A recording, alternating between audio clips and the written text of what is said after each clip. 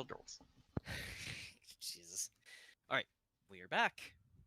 Last time, the party took care of the rest of their endeavors in Dawnbreak, fighting with Savina and allowing Valor to get vengeance upon the man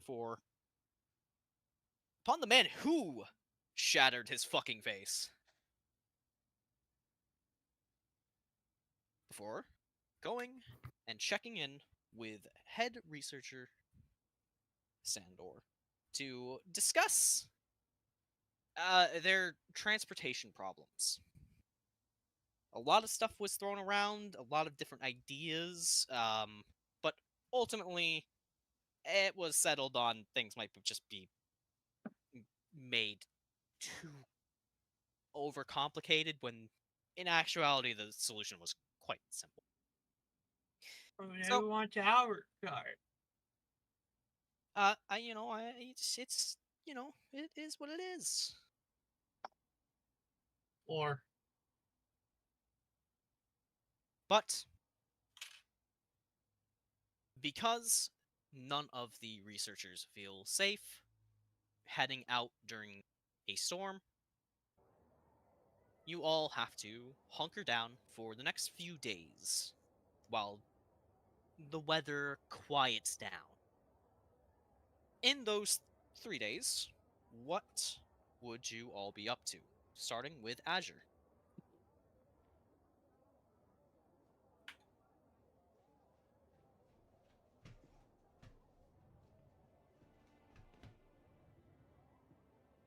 I don't know. Starting with Tsalia. No. I'm kidding. I think, I mean, there's always the good ye old standby of fucking about doing musical shenanigans. However, I'm gonna riff on that a little bit, and I'm gonna say Azure's gonna go out and perform in bars for this time because everyone's gonna be inside. He's got a captive audience. Not that he's bad, Yeah. but he's got a captive audience, baby. Let's go. All right. Do you want me to roll for that, by the way? Yeah, give me a performance check. All right. Make sure I got all that set. Cool. Less cool, but it's a 16. It's not terrible. It's not terrible. I was hoping you would get a crit fail. And his captive I would have stabbed audience you. would go I insane. would have stabbed you. Why me? Because you're trying to curse my luck, and I don't agree. And it makes me sad. I wasn't trying to before. I know. I'm just giving you shit. Now I'm trying to curse your luck. Wow. That's kind of toxic, not gonna lie. Don't piss off the witch. No, you have a valid point. Yeah, I don't actually, like, I say this in jest. I ain't actually trying to fuck around and find out. I know better than that. Oh my gosh. I have a friend who's witchy, or into Wiccan things, and I know of witchy things, and yeah, don't fuck with that shit. Getting off to an amazing start today. Oh yeah, totally. Anyways, but yeah, so, 16, let's go. Alright. Let me just check something real quick. 16 makes Legos?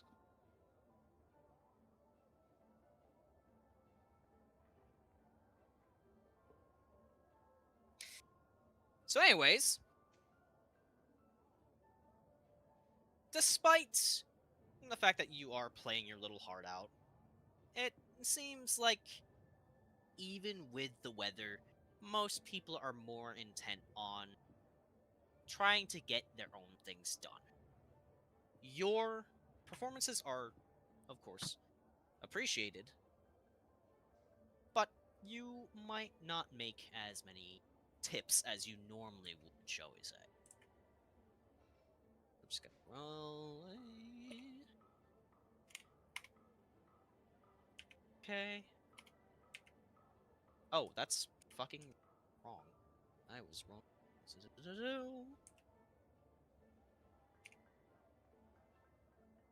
Okay, so you make 16. You make a little less than what you normally would. Make about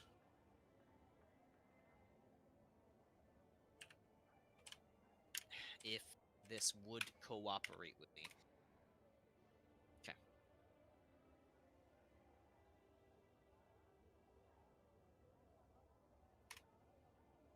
You make...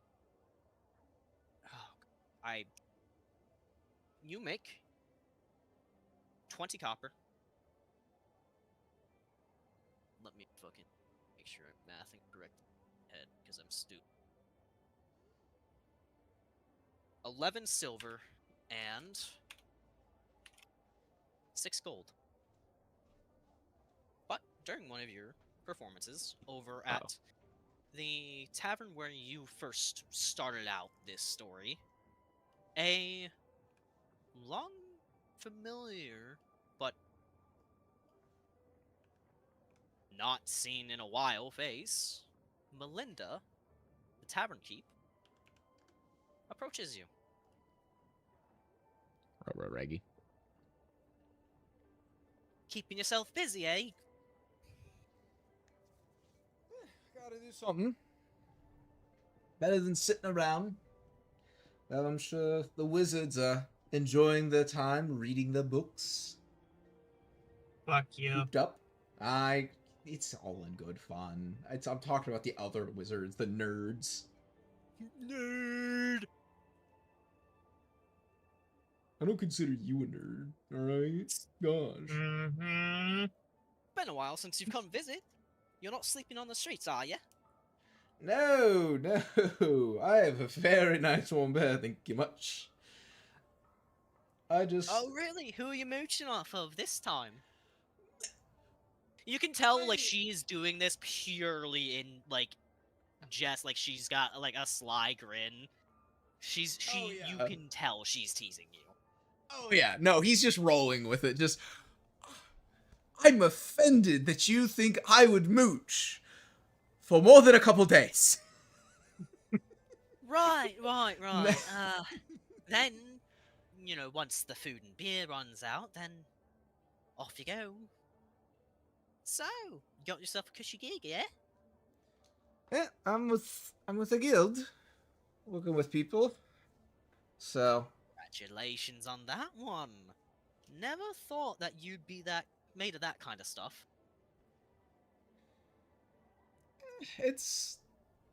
there can be a benefit to working on one's own, but it gets tiring after a point. Also, it never hurts to have people that can watch your back. Not that I get up to anything that dangerous, mind you, just... There's dangerous, and then there's drinking, minding my own business, drinking, and then somebody apparently has decided that I've offended their honor, and that gets problematic if I'm outnumbered. It's the life of an adventurer, though, ain't it? I've made my escapes. Had my fun, don't get me wrong. Well, do pay mine and come give me a visit from time to time. You still owe me a little bit. Oh, you'll see me around. Don't you worry. Bard's gotta still... I may be adventuring, but a bard's a bard, and I still need to... If I don't perform, then what am I doing? Can't let my skills become rusty. Well, do your best not to get turned into paste. And come around a little bit more often, yeah? Of course. And she gives you a playful punch on the shoulder and goes to go tend to the other patrons of the tavern.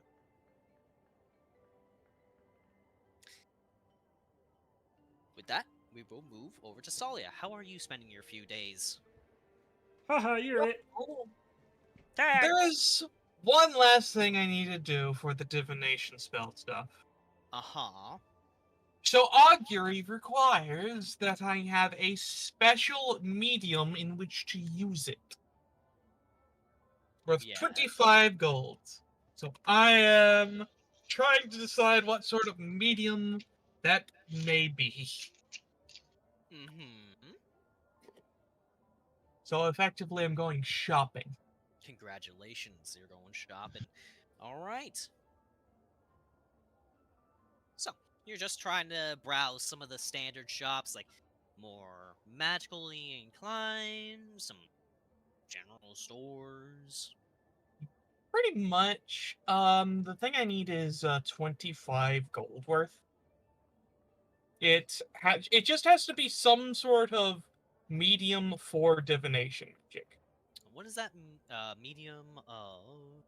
That's for augury, yes? Yes. Let me see here.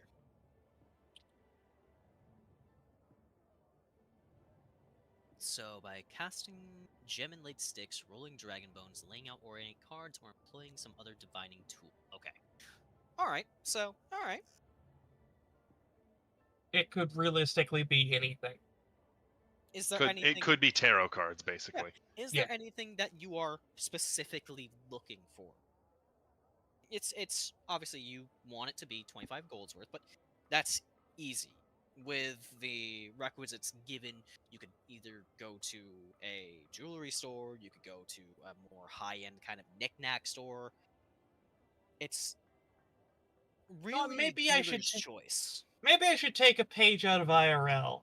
How about a solid, polished obsidian mirror?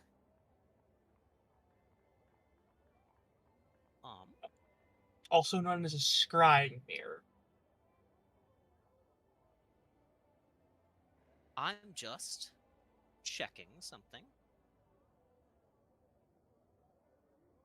It's basically just... I was just kind of looking for some details to see if it would... It explained how it said wield. But augury is not something I am quite experienced with as much as I would like to be. If I can get a magic 8-ball. Oh my god! That could be an option! Shake. Wheel.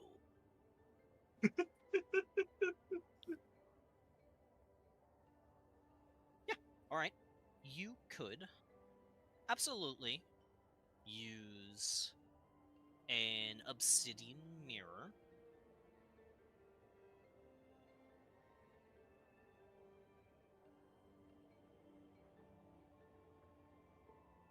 Let's think here.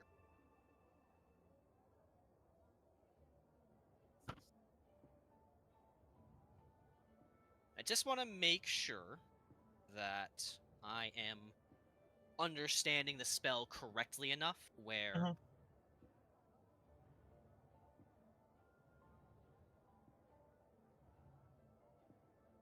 I think that could work. Yes. So, you go to one of higher end shops and put down 25 gold. Come out with a polished obsidian mirror. Perfect. Fits comfortably in the palm of your hand. So go ahead and just add that to your inventory. I have added it. And I'll upgrade it later for, like, scry. That'll be a couple of levels away. And 1,000 gold. Yes. Just go in, get a really big diamond placed on it. Alright. Is there anything else you would like to do? Well... I do want to talk to Viatra, because I don't entirely recall. I want to see if she's come up with anything on her study of the creature she's trying to find.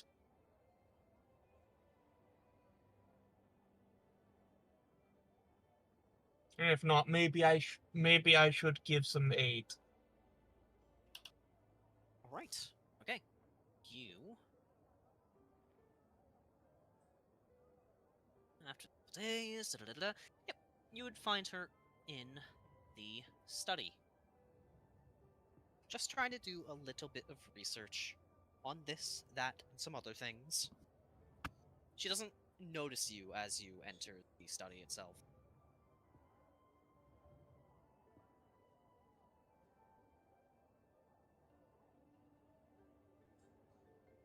So, found anything out about this mysterious beastie?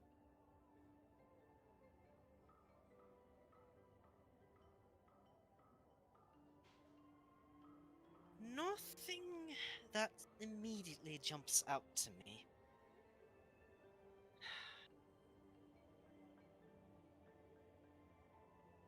It's...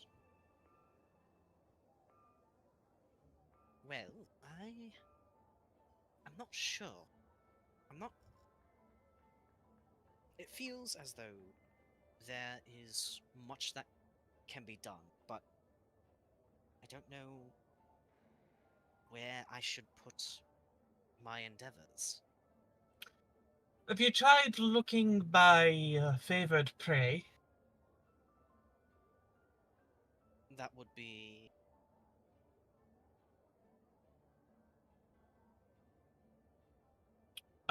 Say again? That would be...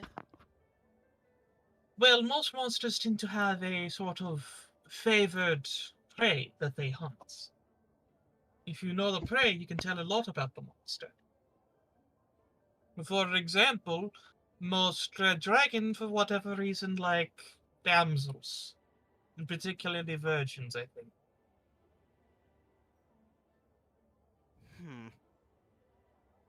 Well, as I stated, I don't want to just be known as a dragon hunter. I would like it... I suppose I'm looking for a little bit more experience with a wider breadth of hunting targets. It was more or less of just a suggestion. Like, this beastie you're after, it has, you do have some sort of trail, correct? Well, that's what I'm saying. I haven't exactly settled on a desired target yet. Ah, I understand.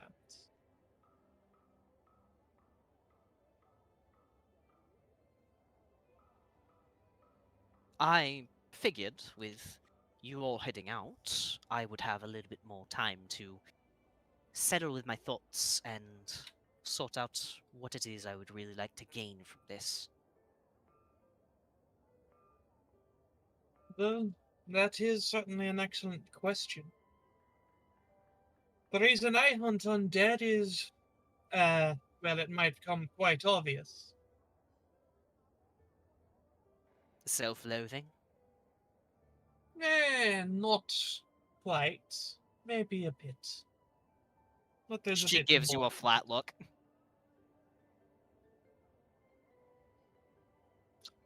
Tsalia will pull out the cursed locket.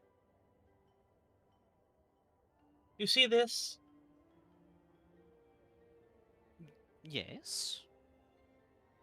This locket is trapped with hundreds of souls, all victims of my father. I was forced to experience each and every death.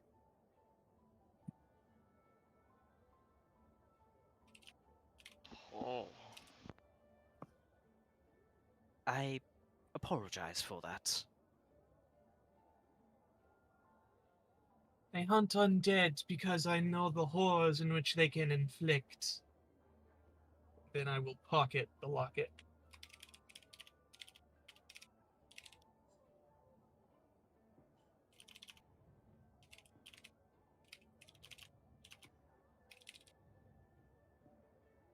Well,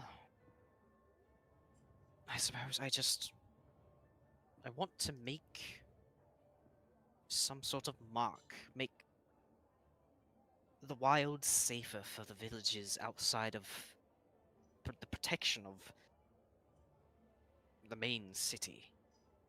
Of course. It's not on the front line, so it typically isn't important enough. Could always hunt goblins. Squee is just offended. A Goblin Slayer theme starts playing in the background.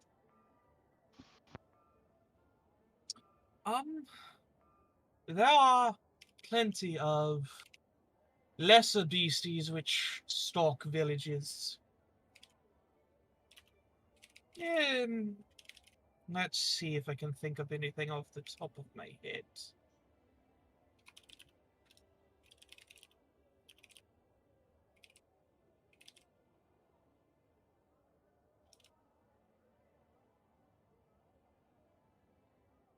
Hmm. I do suppose you'd probably prefer something more corporeal than a ghost. Typically, yes. I feel that is where my expertise falls more. I'm going to open the monster manual and then roll a d20 on...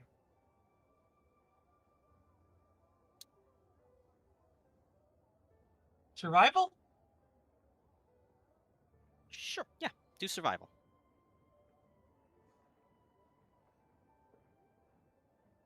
D20 plus... 5. Whoa! I have everything in the book! I see. All right. So, what is it you're You're searching the monster manual, but what is it you're specifically?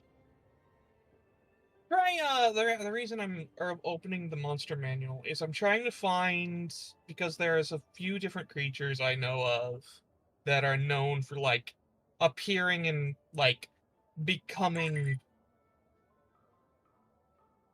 grave threats to villages that a city or town would be able to easily deal with on their own.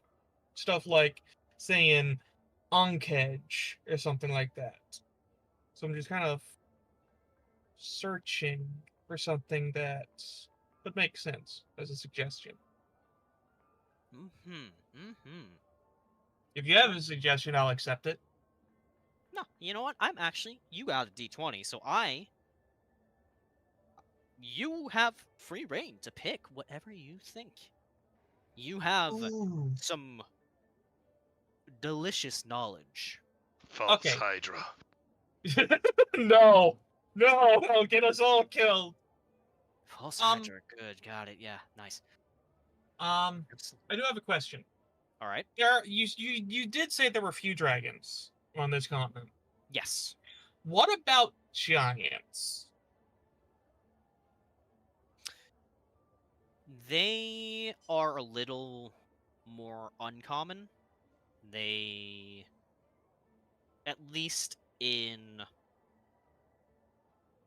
Rune, they are more common up in Rune. What about hill giants?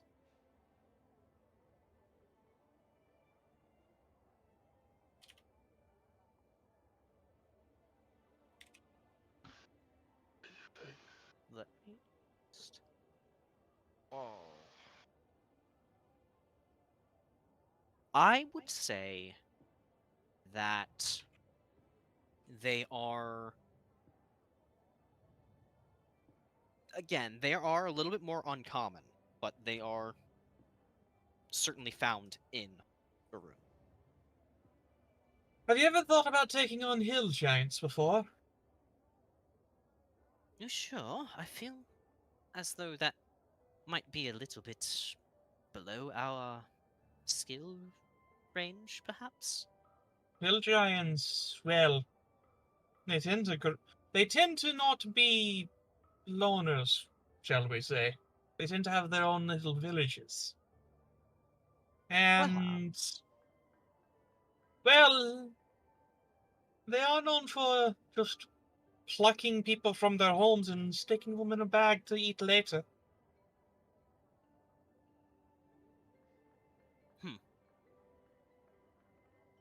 I might consider it. remember the name of something. Oh.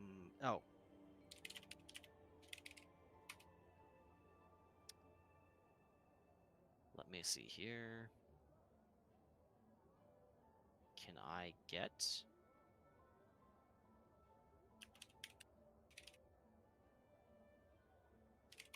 Get this, please.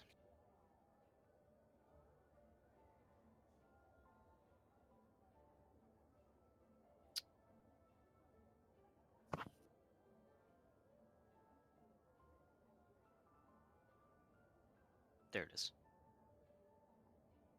Could also start hunting hag covens.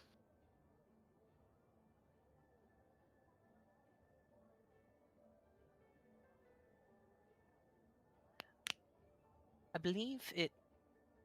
This has given me some things to consider. What was the fucking other thing that... Someone suggests something else, or said something else to her. Can you another just... creature. Does anybody else know what that was? I think Zephy as Valor suggested fiends of some kind, but that was just the blanket fiends. I did? No, it wasn't fiends specifically. We had brought up the fact that we'd recently taken on a bone devil, and I think she drew something from that. Something like that. Yeah, I don't think any of us suggested it specifically, but I think Buzz is right. I think she got the idea of fiends from the fact that we mentioned the bone devil. Right. Cults. We're fighting a country of cultists. Yay! You see, I wish I had, like, the physical monster manual. Because that would make things so much easier. Yeah. Ooh. Oh, there's a thought. Mhm. What about Oni?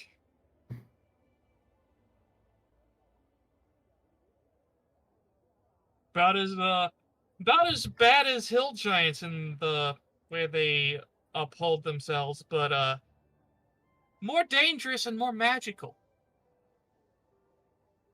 And they are of a higher challenge rate. Well, that might actually...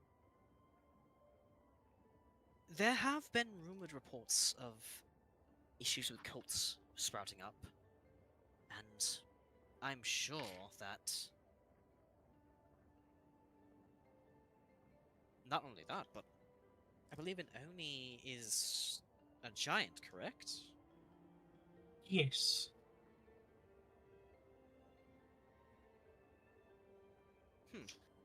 They are capable of disguising themselves as any form of human. You have given me much to consider. Hopefully by the time you all return, I will have a more definitive response for you. Take your time. With that, I suppose I'll be making my way to the library. And idly reading books. Nerd! Fuck you! Speaking of, before you leave, Okay. speaking of cults, do you know much about Rakshasa? Rakshasa. Are we still going off of my survival track, or should I make another one? You had a 20 for going through the monster manual. You should be able to call knowledge for that fairly easily. Rakshasa are a deceptive breed. They are deceptively, from what I've learned, a bit squishy, shall we say? Not the most healthy of creatures, but that's with those who can truly get past their weaknesses, or their defenses.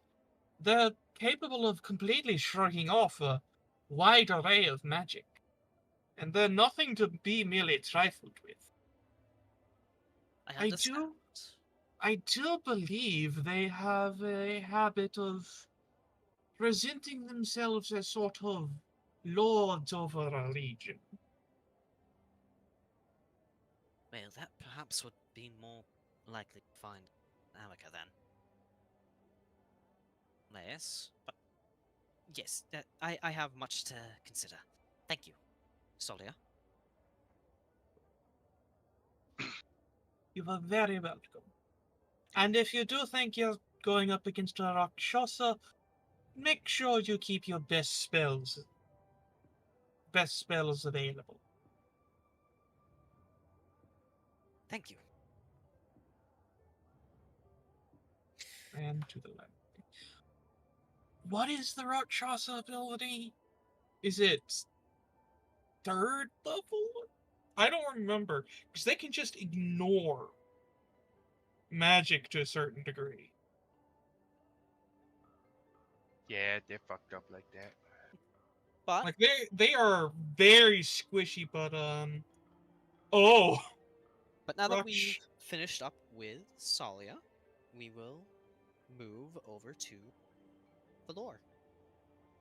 Valor, how are you filling your downtime, shall we say? How long does it take to travel to the farms outside the city? Not even a day. Like, it would probably take, like... It depends on which farms you're traveling to. Are you traveling to your family farm? Too long. Are you Because- traveling to the farm that you can see from the wall? Not a day. Because a specific child of mine asked if I could visit, and I have not visited him yet. They have unfortunately not gotten a visit yet.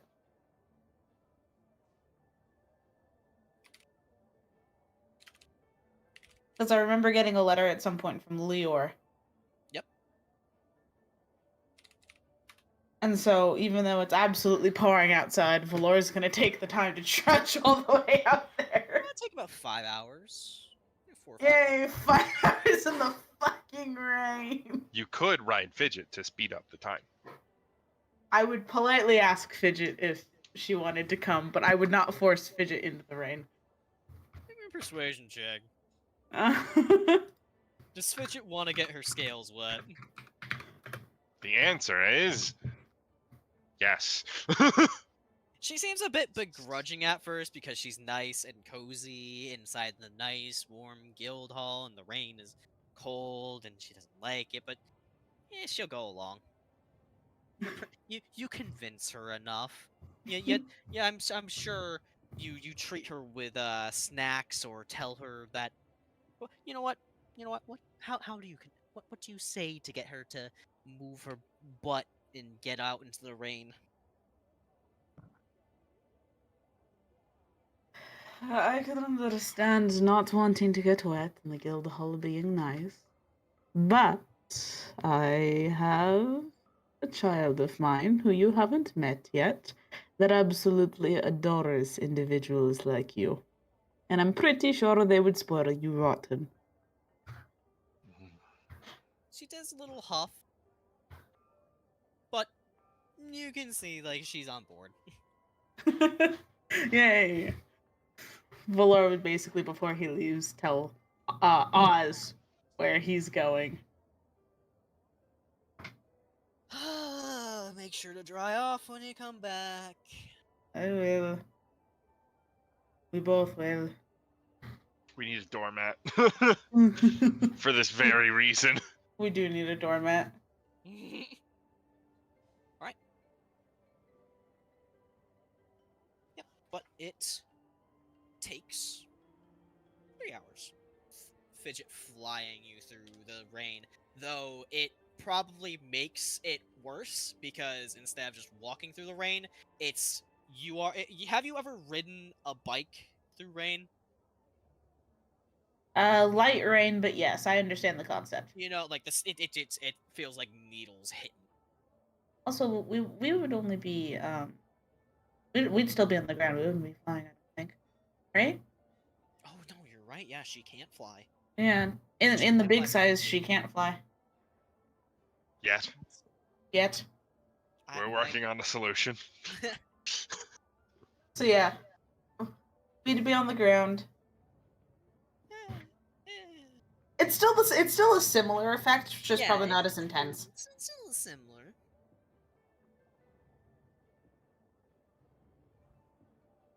And soon enough, you arrive at Lior's farm. I'm gonna walk up to the house, knock on the front door. You approach a quaint little farmhouse. It's nothing special. It's about standard. A little hay thatch roof. Seems to be all one story, but it's possible there is a cellar. You just can't tell from the outside. And a nice open field with rows and rows and rows of different crops. When you approach and knock on the door, there's a bit of muffled shouting. Then, did Lior look like again?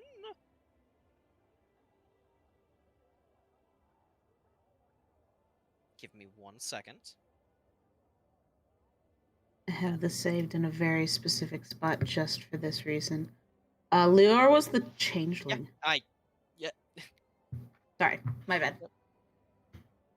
You watch as a young individual opens the door. They already at a glance you can see are a changeling. They haven't taken on any specific form. They are just in their normal, I guess you can say, changeling. Mm-hmm. But when they see you, they brighten up. Valor! How you doing?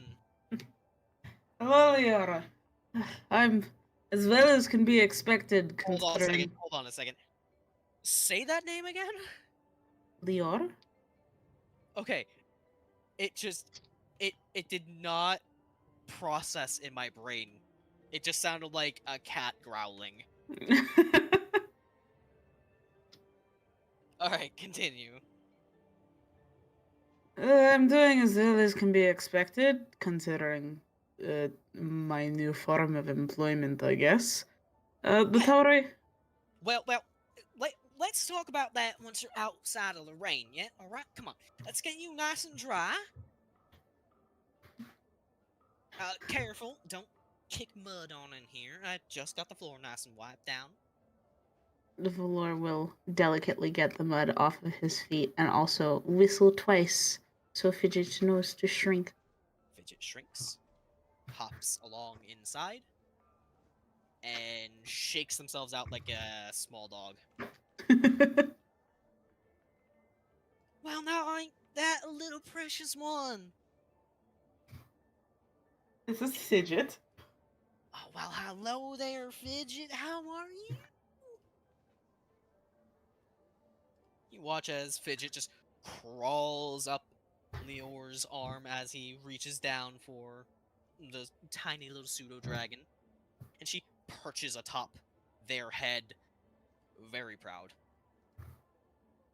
Spunky one now, isn't she? That she is. Alright, now, come on. Close the door. You're letting the heat out. Valor closes the door. Like some tea, some coffee? Tea would be nice. Alright. I have some black tea and nothing too special. Just, I like it. Well, I just Fine like by it. me. I'm not too picky. Goes on and puts a kettle on. So, you've gotten yourself into your... Well, you've always been an adventurer, haven't you? Technically, yes. So what is your new employment then? I'm still an adventurer. That hasn't changed. What has changed is I have a guild now. Oh, that is right. I remember being told that. It's just been a busy few days, trying to get all everything all harvested and sow the next seeds for next year's crop. Of course, of course. It's a busy time of year for you. And I've always been a little bit of a scatterbrain. They just tap the side of their head with their knuckles. I can't deny that. But no, there has been a decent bit more events happening in my life now that I have a guild and a group of people I work besides. Oh, do tell. He comes over. They come over. They set a piping hot cup of tea down in front of you. Want some biscuits or anything like that? Little tea cakes. Of course. You're in the city, so I don't know what sort of fancy stuff is all the rage in there. You say that like I eat any of the fancy stuff. Well, you got yourself a guild now. You got some fancy shiny armor. And I guess that's Mr. Moneybags here. Not. I'm just teasing you. Alright. Listen, you've done it to me for many years. It's about time I get my payback there. Fine, fine. And they go over, reach into a cabinet, and pull out a little sack and return, pulling out some biscuits, setting them down.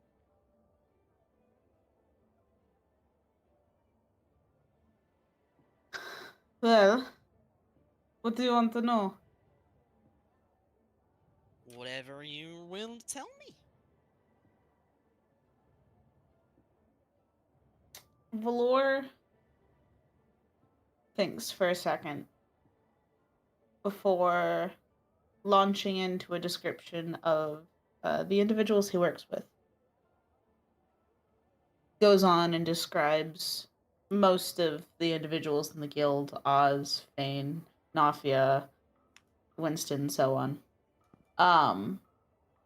And as he gets towards like the end of most of the descriptions, he says, though the three individuals that I do most of my work with are another Dragonborn bard named Azure, a monster hunter named Tsalia, and I've also, because of Leandros, originally was saddled with a very well-known thief in the city, though he has become somewhat of a trusted companion, surprisingly. His name They is put Vint. skunk in your... a Vint. Okay. Vint. They did not put skunk. Skunk's not that well known. Thankfully. Also, I think skunk would kill himself if he got stuck with me 24/7. Well, that's just dramatic. He is dramatic. You know this. You remember his tantrums. It's more angsty than anything. Angst, drama, one and the same. You are dramatic, Valor. I'm not. Skunk is just angsty. I am a perfectly reasonable individual. Oh, so I heard that, well, I was having a little bit of a back and forth through letters, and I heard that, well, perhaps I shouldn't tell you this, but, a Morgan's little kid, she was playing around and she fell down and got her knee all bloodied up. Oh. I hope she's doing alright. I was hoping to get you that one, because every time that we got hurt when we were kids, you would start screaming. I wasn't that bad. I also got better over time. I suppose you have. Kids can be rough. You know this. I know this. Now, I know this. They're learning to people. It's harder to people. I still don't know how to people. That's why I try to be many.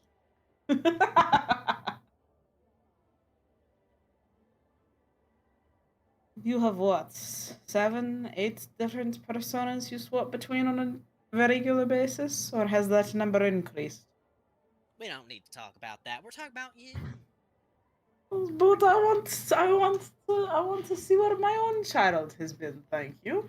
I've been right here, tending to the farm. Nice, quiet, and peaceful.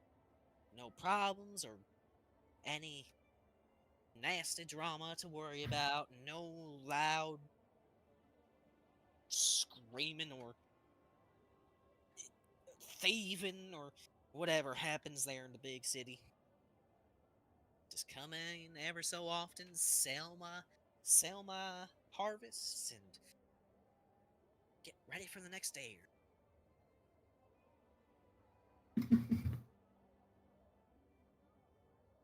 It's a simple life, but it's life I'm happy to live. I'm glad.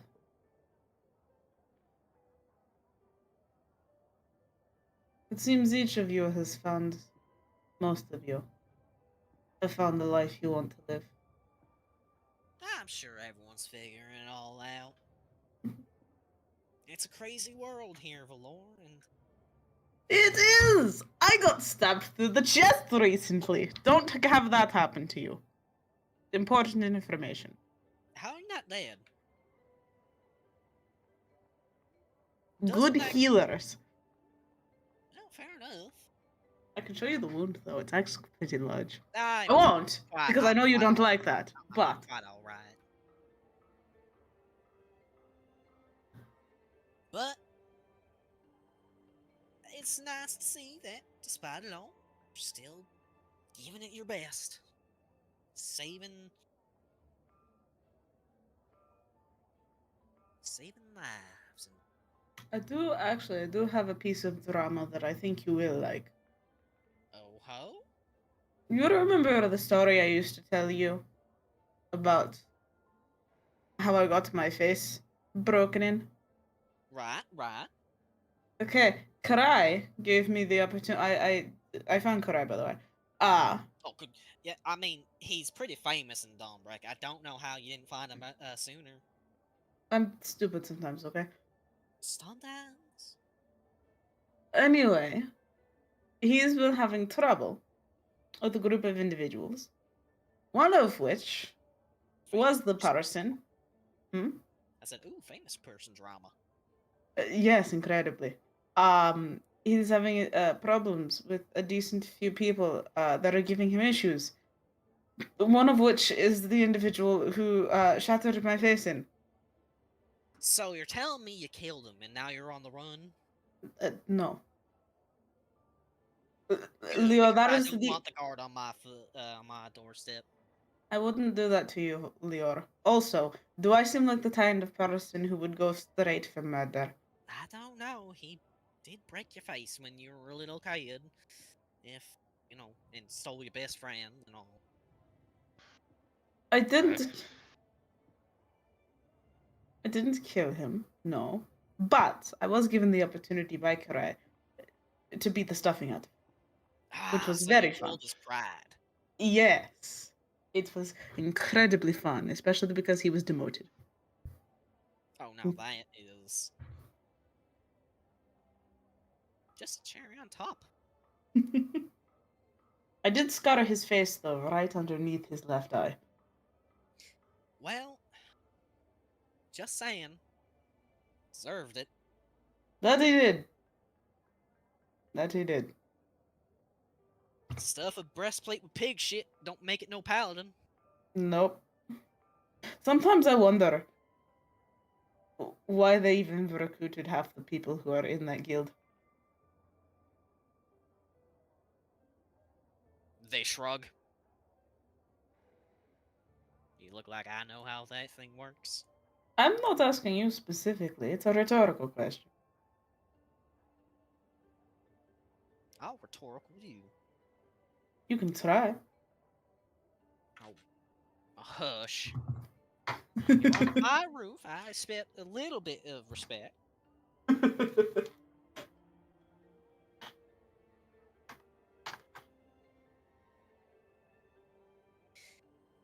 But, well, Also, ever so often I have been slipping Fidget a tea biscuit. Fidget's been gnawing on him.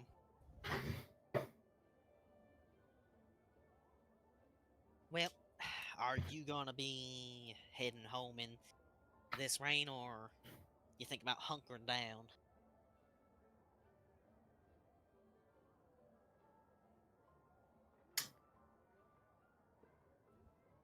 I have a couple days before we set out. I can either stay here, or if you would rather not have my presence, I can also leave. Well, depends on how much of a nag you're gonna be. If you're gonna try and mother hen me, or if you'll be on your best behavior. Because the second you try to mother hen me, you're getting booted right out that door, mister. I don't care if you fall into that mud. Compromise Farmboy, us. you can deal with it. I can. Unfortunately. How about I stay till morning? Sounds fine by me.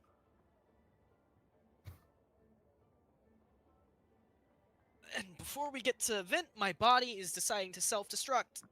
So I will be right back. Organ-based rebellion. Go ahead and pause the recording. This might be a minute.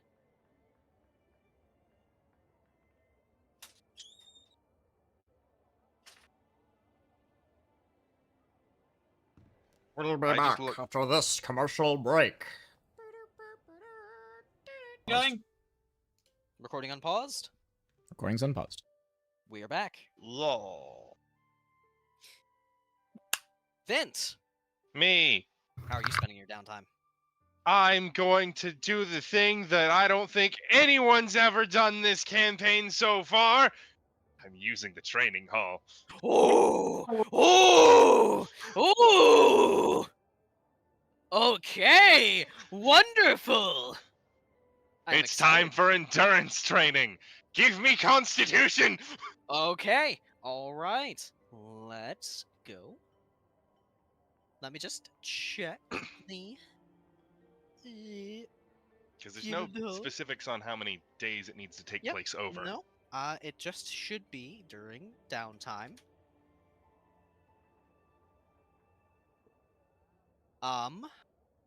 Okay, yeah. So, go ahead, roll me a d4.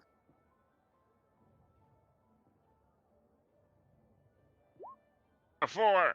Okay, so, not including travel time, so basically, like, the second you are able to go Quest. into a quest, yes, you get a +1 bonus to your constitution score That- for... This literally does fuck all but increase how long I can hold my breath. Here's the thing. I can hold my breath indefinitely. We're just trying to chip away at it permanently increasing this bitch.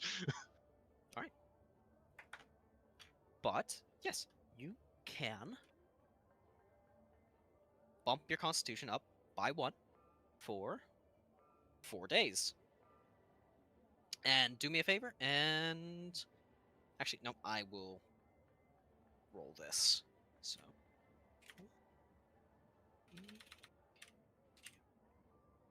3d10 plus 5. Alright, you will not be able to do a training like this again for the next month. Exactly. Jesus Christ. It's a good thing we're probably going to be gone for a month. Alright, so go ahead and mark that down, alright? Mark it at the top so I don't fucking lose it in all my shit. Yep. Okay. Awesome! Seeing as you also have some companions down there with you, would you like to train with them?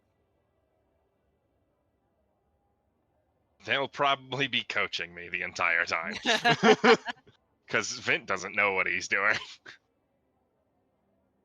Would you like to actually train stats for Winston or Fane?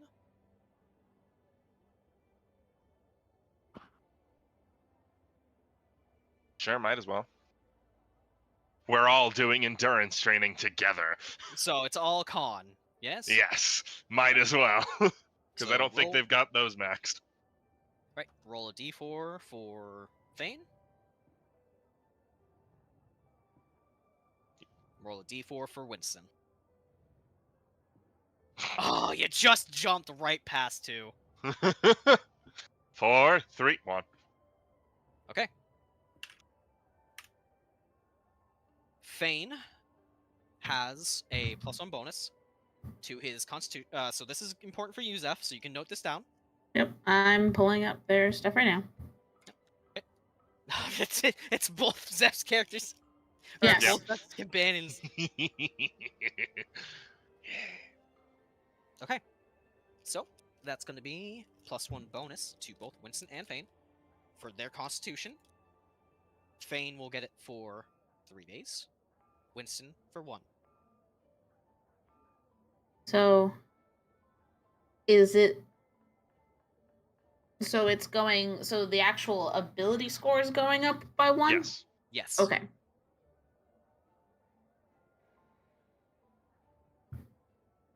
And then if we do this 2 more times, we'll get a permanent bump.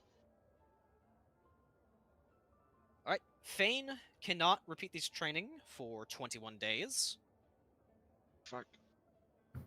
And Winston cannot repeat this training for 29.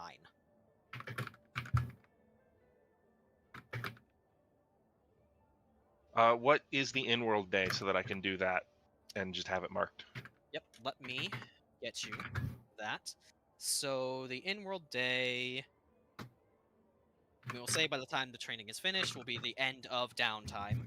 So that was going to be day 157, which will be, let me check calendar days, if you want the calendar day. Yeah, I want to mark down the calendar day that I can do this again. All right, so it's going to be August 2nd. Or not August 2nd, fucking September What 2nd. the hell? September 2nd. So it is September 2nd once we Yes. pick back up. Yep. So 30 days from then for me. Yep.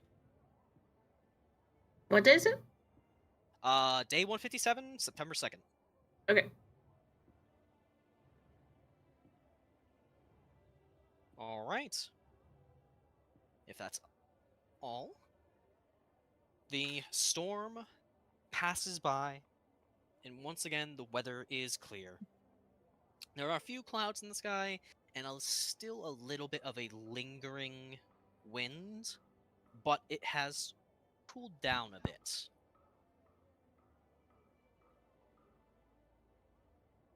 But after waiting for a few days, you all get the message that the researchers from the academy are ready to leave whenever you are.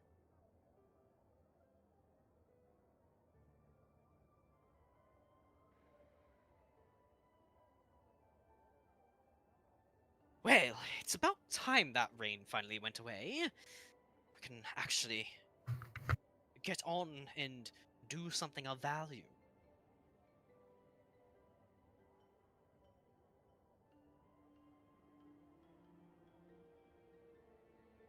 And where's Tsalia?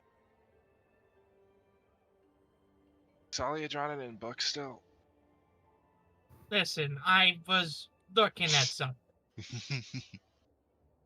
Becky, where's Vint and Azure? Here and Oh, I here. see. There's Vint. Well, Where where's are the they? fucking skeleton? That's not a skeleton. No, we're meeting them. They're not meeting us. Oh, was that fucking the cat talking? Yeah. Yes. It was the cat talking. Okay. I mistook it for the skeleton. I appreciated the couple of days off. You know, it's been a while since we've actually been on the sea. It's gonna be interesting to go out there again. That it shall be. Let's hope we don't run into anything on our way over there. I would very much like to not be thrown into the water again by a giant fucking water worm. That's worm with an O, not a Y. I mean, technically it was with a Y, because it was draconic, right? Was it? I thought it it was was. just a sea serpent. Aren't They sea didn't go to- serpents draconic, though? I don't know enough about sea serpents to answer that for you. I don't I think they're don't- aberrations. Out of character, I don't think they are. I think they're just monsters. Like I think they are monstrosities. monstrosities. Let me just double Hmm. check. Because there are some sea dragons. Yeah. But let me see. D&D. Serpent. Because it's been a while since we've had to worry about sea serpents. So it's a gargantuan beast. What the fuck? You beastie. It is a beast. Okay, so it was a sea snake, literally. Yes. Because it had scales, I'm pretty sure. Yeah, serpent is another name for snake. Fucker. Alright. Let's fucking go on an escort mission. Let's figure out what our cargo is first. Oh, a few representatives from the academy did come by with a cart to help transport your necessities. Our necessities and both and Ginny's stock. Yes. Alright. Then let's head out.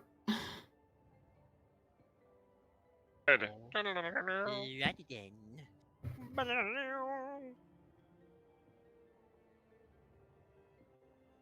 Do we know what dock we're going to?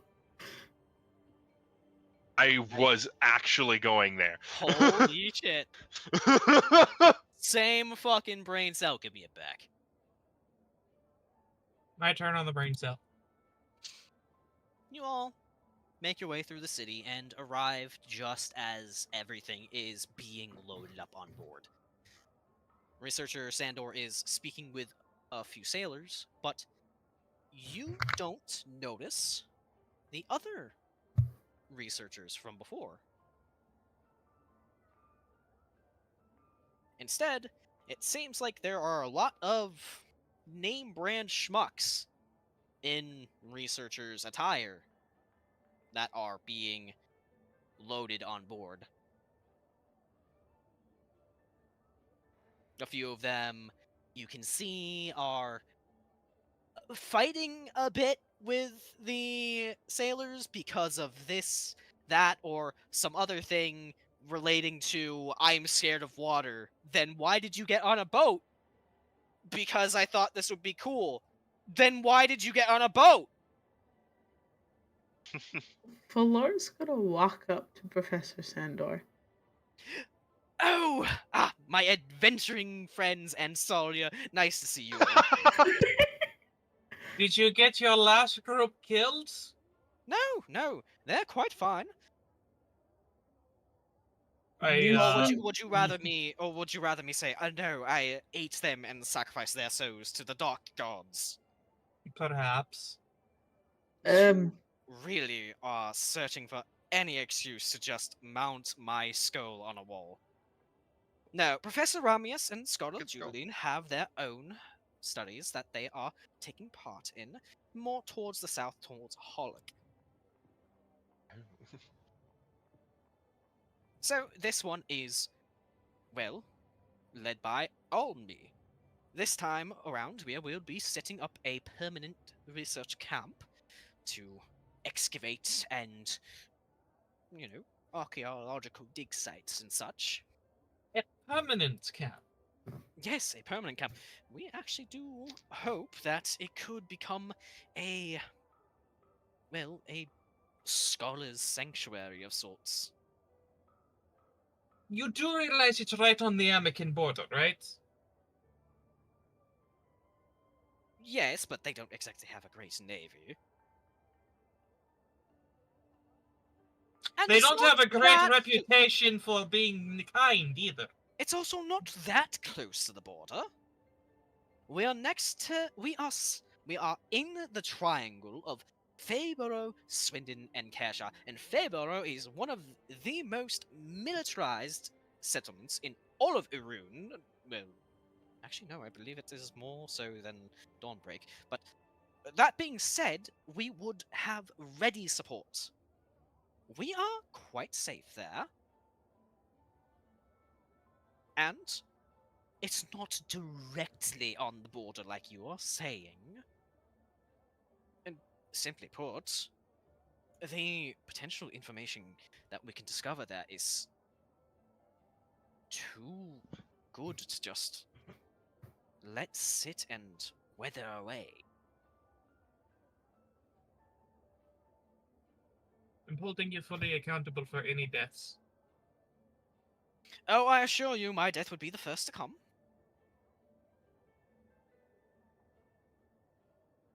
Also, isn't it your job to protect us? So wouldn't the deaths be on your head? We can't be there after you set up that permanent base.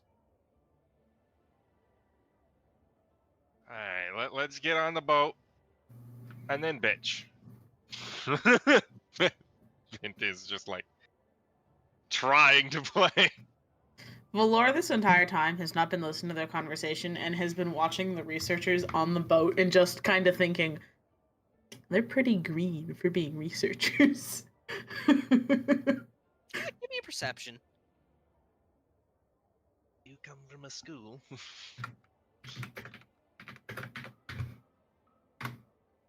Yeah, it's a 10. It's just they're fucking nerds, dude. You know. Yeah, it's just Nerds. fucking nerds. I don't feel like I need to cast divination to know this is going to end terribly somehow. I won't be surprised if it ends. You don't need to cast divination. You do need to cast foreshadowing. I cast foreshadow. You know, I guess it all depends on if you guys are able to stop the world from ending. We'll stop the world from ending. We won't stop Faber from ending, I don't think. As you all are loaded onto the ship, it's more built for speed than Caro's vessel was. The drunken beggar was first and foremost a merchant vessel. Its top priority was cargo, hauling as much cargo as fast as possible. And while it wasn't a big merchant vessel, it did the job. This one, you could say it's a longer vessel than the drunken beggar, but you don't know if it's really bigger. The name written on the side is called the Castaway. And though a good amount of cargo is being brought on board, this vessel is purpose-built more than any other vessel that you've seen thus far. It's very elegant in a way.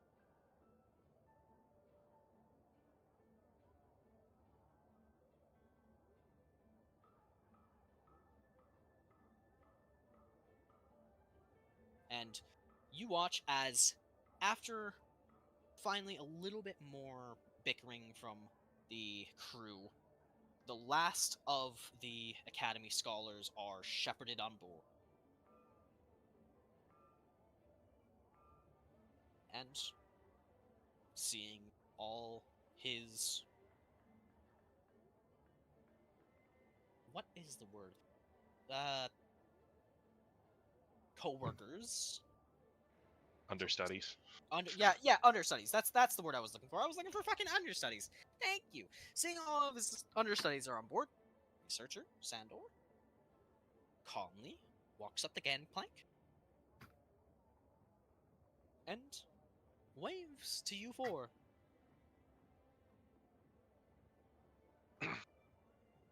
I'll walk on. As will I. I'll follow. And Azure is left behind. Sleeping at the guild. He slept in. He missed Oh, his no. flight. He missed his flight. Don't abandon me! Ghelfi, who could you? It's like that one fucking scene. It's like as soon as you start the gangplank is gone, you start pulling away from the dock, and then you see Azure sprinting down full force, and he dives off the dock. And you just hear, "Wait for me!" from Coffee in Coffee's voice, right? You know, as a couple sailors just look at each other, toss a rope down to him. Nah, he climbs on the normal way. All right. And I psychic lance the helmsman. No, I'm kidding. you, the boat captain. I'm kidding. That for legal reasons. That is, and I've. That is a joke. I'm assuming Fan with Ran also do get on. Yes. Yes. Yeah, I'm sure I'll probably be. No, we specified. left them behind. Guys, we're finally going to the bay that looks like half a smiley face. God.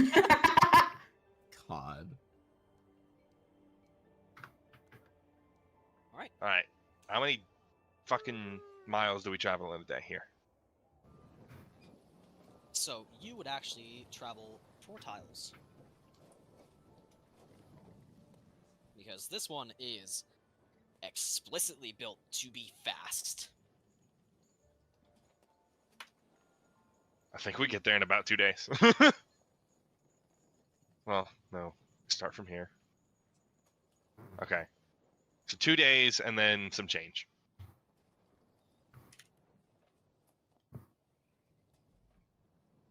As, 2.5 days. Thankfully, this isn't a situation like Caro where you have to work for, you know, room and board. I didn't have to work. Ship is off into calm seas and bright blue waters, the warm air flowing past all of you as you stand atop the deck. The castaway sets off with her brilliant sails catching the wind and carrying you forth. A few of the scholars do heave, almost like immediately seasick. But more of the experienced understudies, shall we say, more experienced researchers, the more experienced scholars, they just get to work. They start organizing, writing down plans, notes, making sure everything is accounted for, checked, double checked. And researcher Sandor oversees the whole thing with a pleased gaze.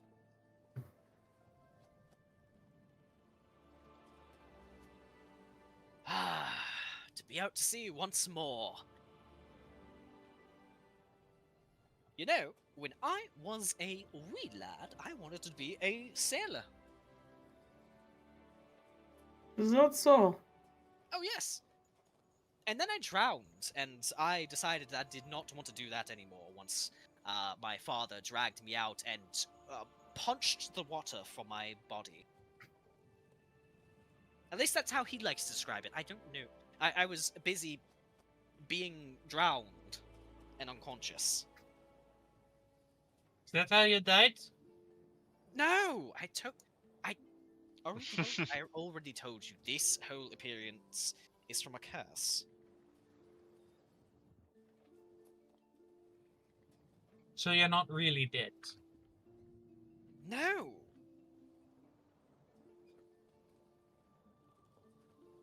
Did you just neglect to remember that only because I'm a skeleton and therefore evil? I pull out a dagger and stick it through his ribs. Make me an attack roll. I'm specifically going between his ribs. I'm not trying to do damage. So you are gonna damage his clothes.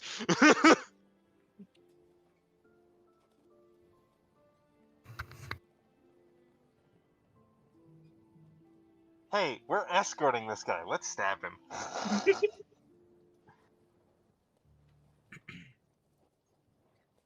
I don't condone this. Oh, He sees you fucking pull out the takes knife.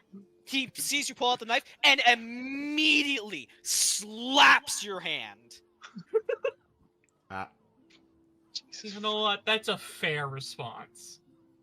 You were hired to protect me, and you're going to stab me still. Vint will pick up the knife and then he'll grab Tsalia by the wrist. We're going somewhere else now. Jesus. I just wanted to test his theory.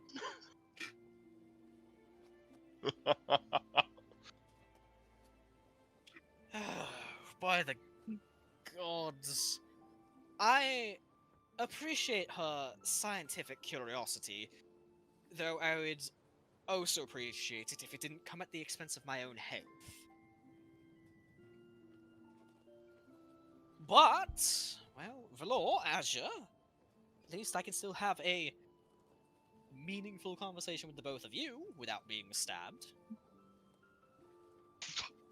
all right. Yeah, that is quite true. So what are you intending to find here?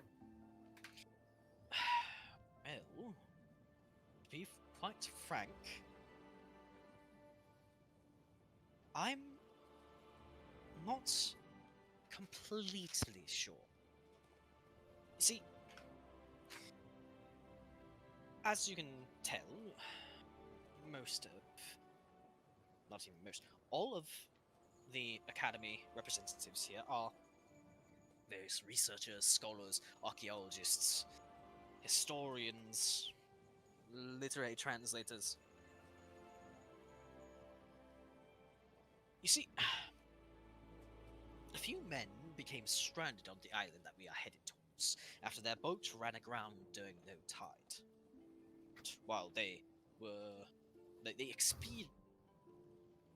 experienced sailors were able to repair and get their vessel into working order, the more junior members of the crew went to get supplies and supposedly came across a remarkable find.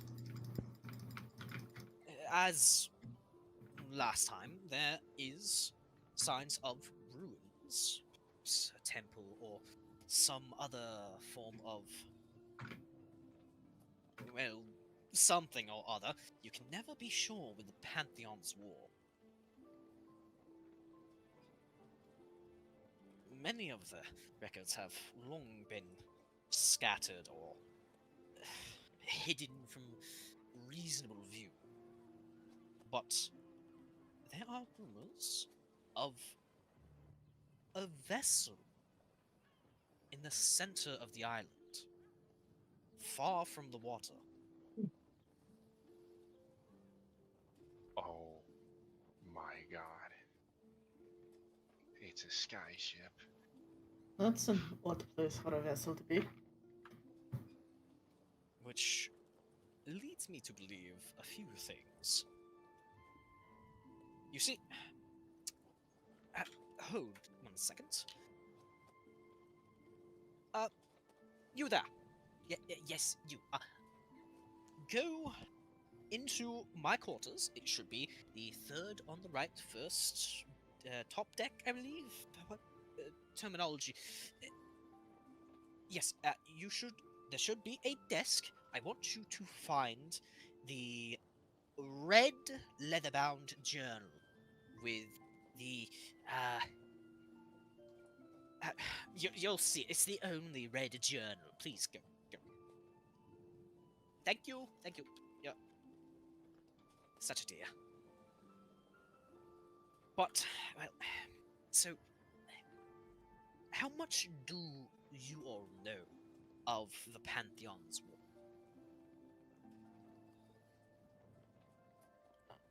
A decent chunk of information.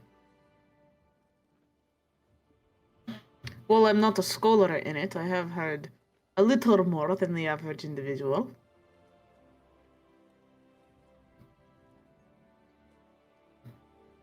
Well, have you...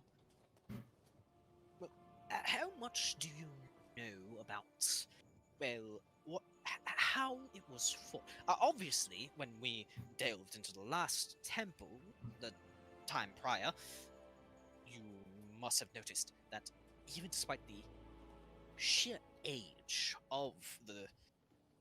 Well, we should at this point call it a tomb, given a vast amount of corpses, tragically.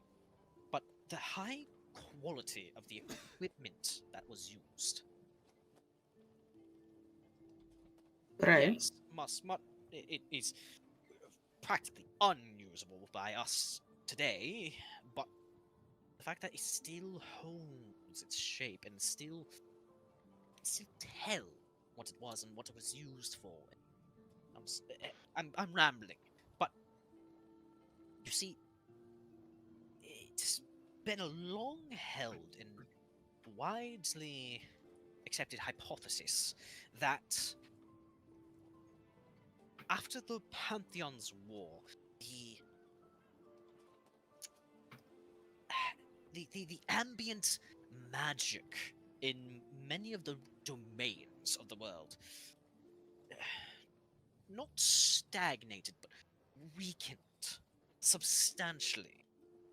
Meaning that the technology and the potential and the prowess and the magic of the world that came before the Pantheons War was one of much more, I guess, intricate and even fantastical or novel ideas, and even by their standards.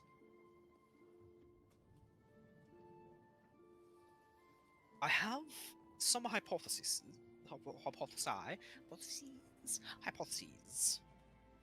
but I would like to actually make landfall before I can confirm. Though we may be looking at one of the war vessels used during the Pantheon's War.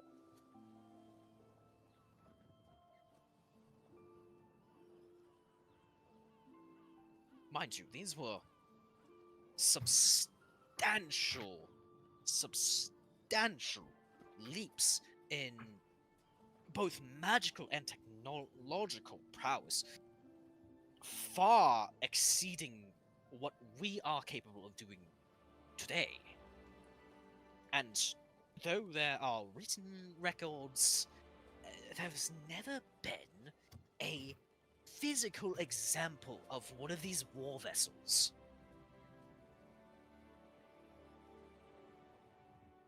Eventually, the junior scholar returns from below decks, and researcher Sandor, oh, wonderful, thank you.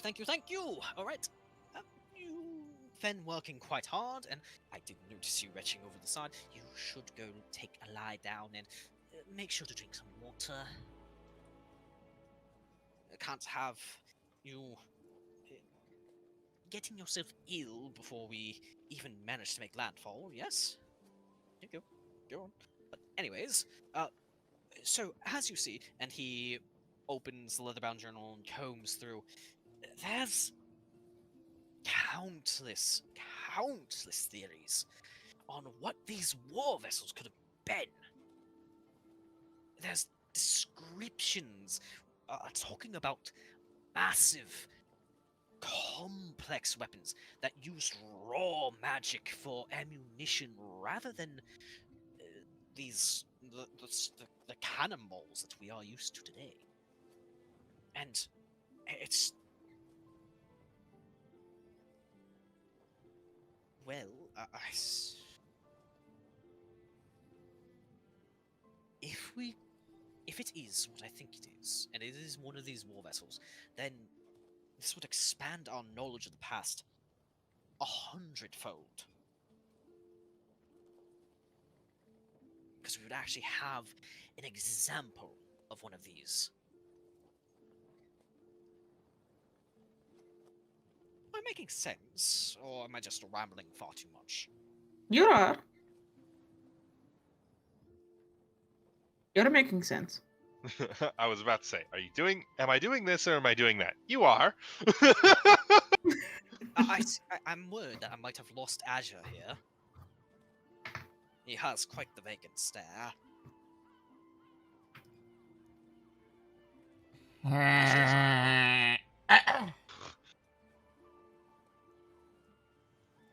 Well, I suppose. I mean, I'm not a learned man such as yourself. The finer details, outside my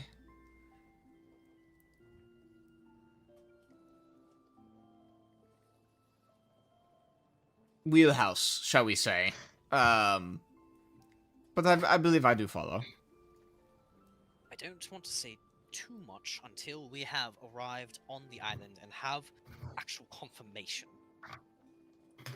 But I have my hopes.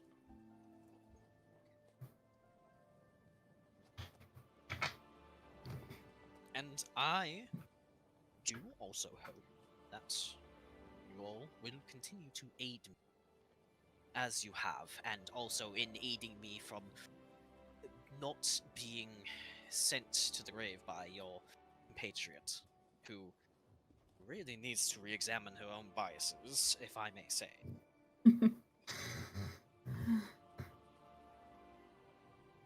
Exasperated sigh. She's working on it. She... Considering where she started, yes.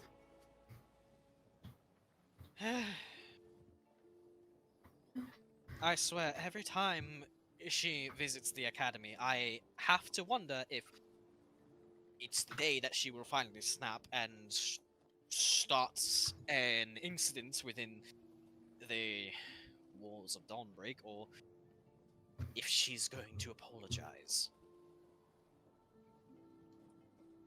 It's never either of them.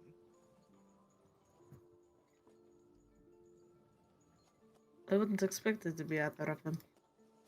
At least not now.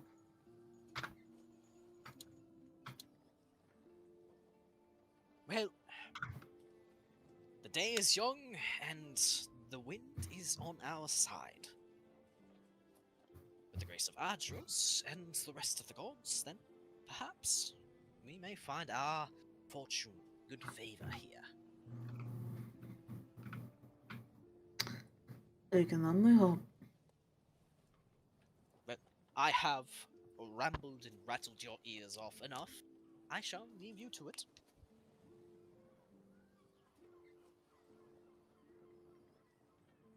And he... Oh, go ahead. Oh, no. I thought you were done with the scene. You're finishing it up. I was going to say that he returns to organizing the rest of the understudies. So, go ahead and say your piece. At the other end of the ship, I will hand Tsalia back her knife. Okay, what the fuck? I wanted to see if he was actually telling the truth. If I actually hit him, Tsalia. if it went through his ribs, then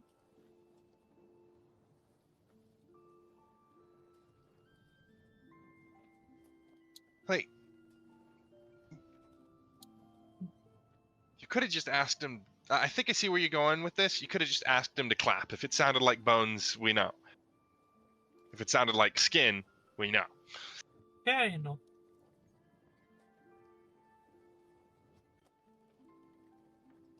I also don't trust it. That I can at least understand a little. Given all the fucking undead shit going on. This entire plan is stupid. He's going to get people killed. Hopefully we'll at least get some fucking ancient weapons out of it or something, I don't know.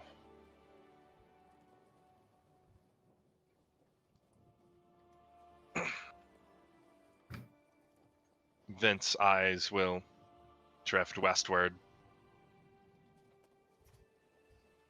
Do you have any way to prevent detection? Yes. Why? Well, given what we need to do with Ren, we're going to be getting real close to somebody who is very desperate to find me. And if they just so happen to use some magic at the time, while we're right on the border,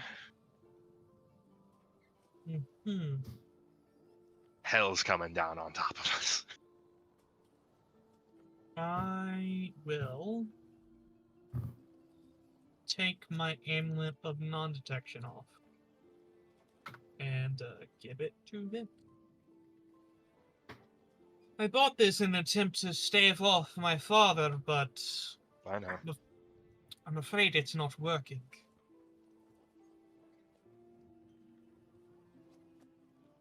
It's probably better in your hands. Don't you have a spell for that as well? I do have a spell, but it only works on a specific place. What do you mean? I can only create, say, a safe room, or perhaps a safe area that will keep us undetected. That doesn't sound like what I... What's the spell called? Private Sanctum. Not...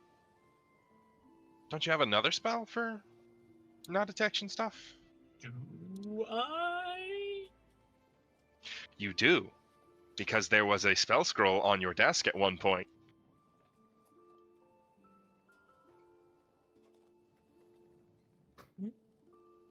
Have anything here? Nastille's magic aura. Magic Aura can do that? Yep. I never read Magic Aura.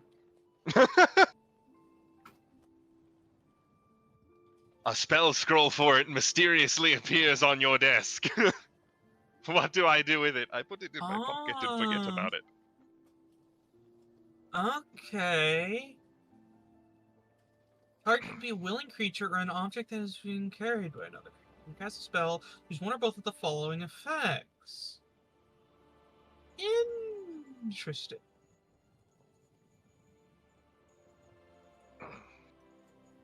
Though, of course, how the fuck does Vint know about that?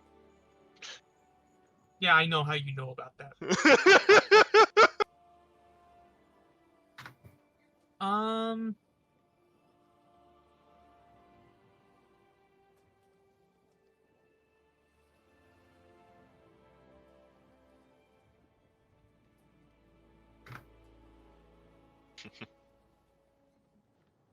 Let me just...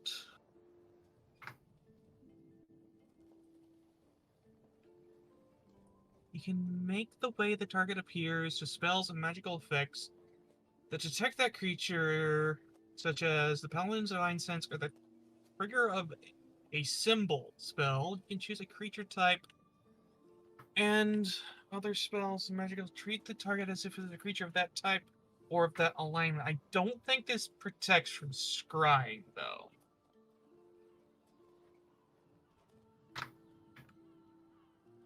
But it is able to do a lot of other different things. That being said, this is probably more useful to me against my father than that necklace is. So yes, you take the necklace, because it's better for you. Now the spell is not good against scrying or such detection methods. Thank you. Well, just don't lose it. I'll probably give it back once we're no longer on the border. Now you can keep it. I don't really have much of a use for it. Wasn't doing exactly what I wanted.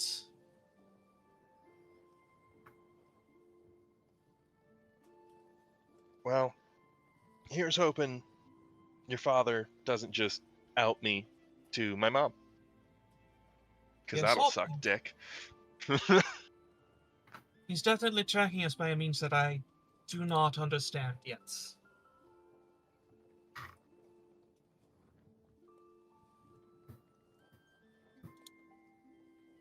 Perhaps he's targeting somebody else.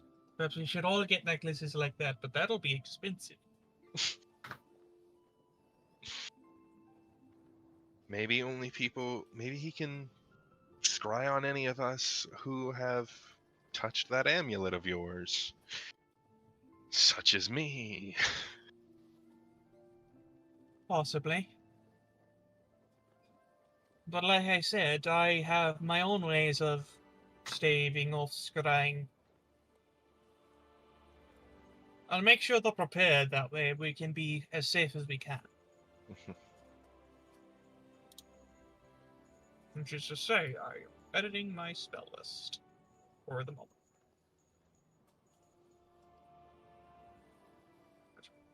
Aura and Rivet Sanctum.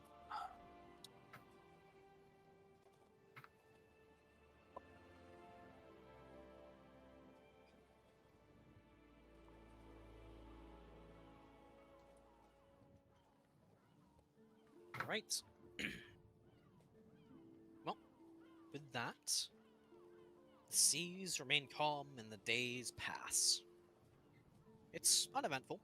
Everyone remains sticking to their schedule, doing what they do best, and within the next 2.5 days, you arrive at your destination.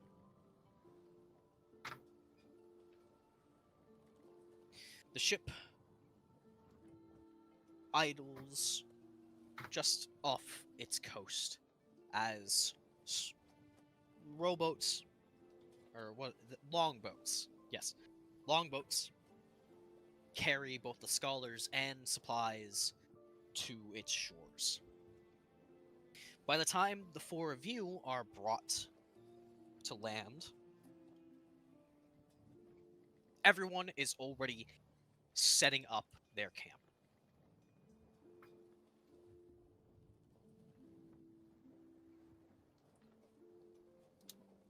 It's quite busy, but at the moment it is still small.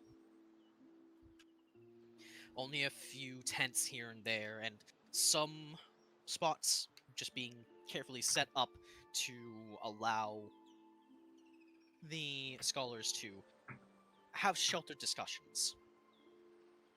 But before you all can get too settled in, Researcher Sandor hails you, giving a curt wave once he notices that you have made landfall.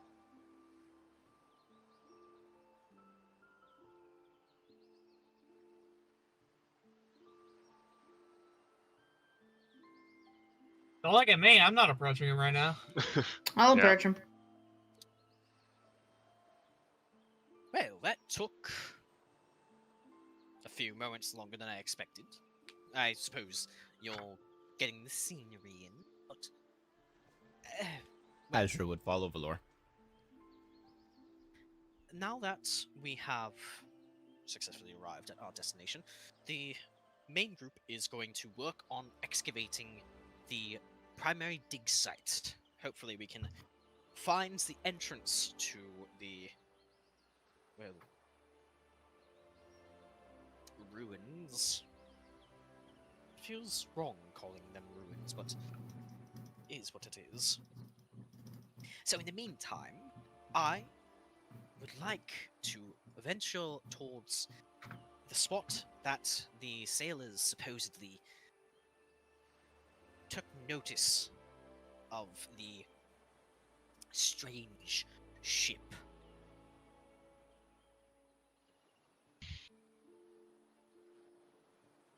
All right, let's head that way then.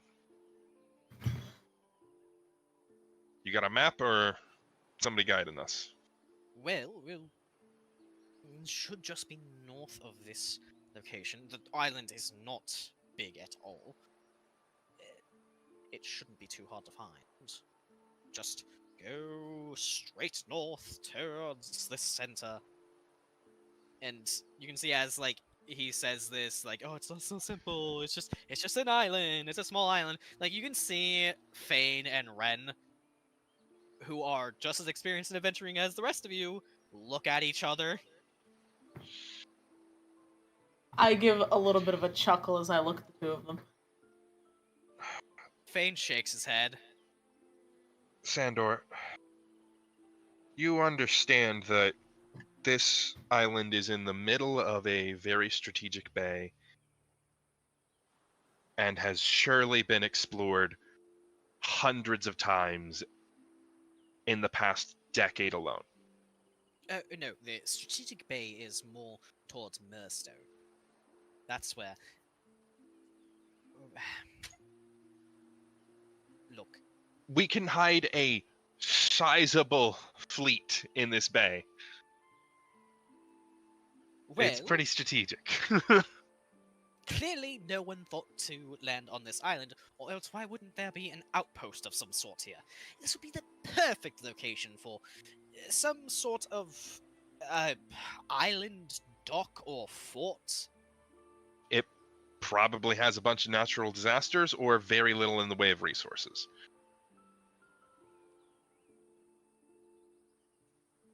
Otherwise, there'd absolutely be a village on this island at the very least. Do you know of one?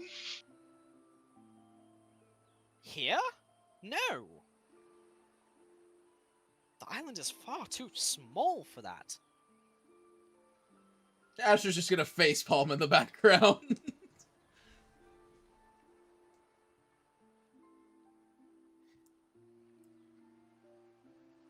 Look, clearly you're the experienced adventurers, and I am trying to find something of great import.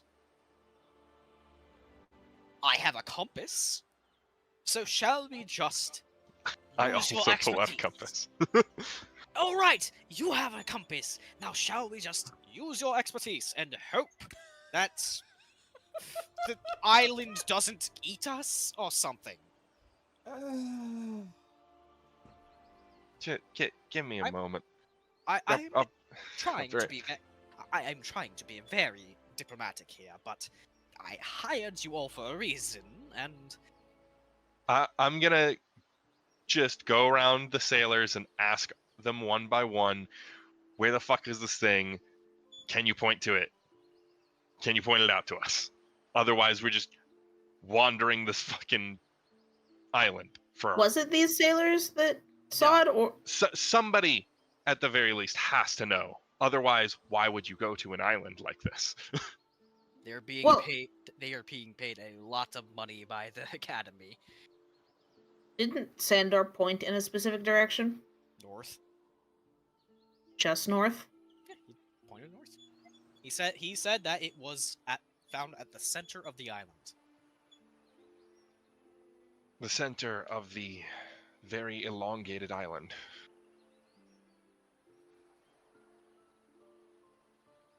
Like if it were the center of this circle island over here, oh yeah, that's fucking easy.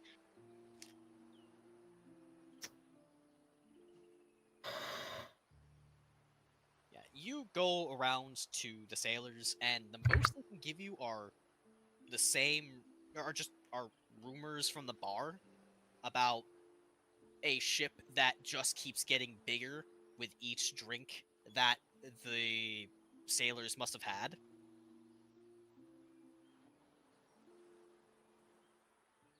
I'll give up like halfway through and just be like, fuck it. I will walk past the entire group. We're going north, I guess. Was there any other Wonderful. And by the way, Sandor, oh, go ahead. Sorry. Go ahead. Sandor, Yes. was there any other information that they could give you besides north? Landmarks they were known to see? It was nestled against a cliff face.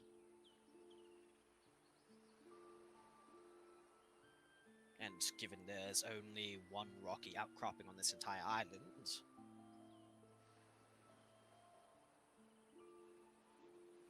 Sorry, ask for directions. Like Vint stops at like the tree line, probably. It's just like, I asked for directions. I've given no valuable information.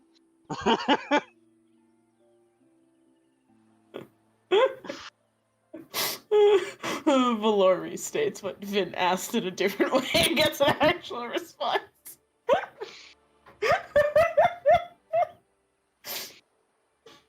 There's thunder in the distance.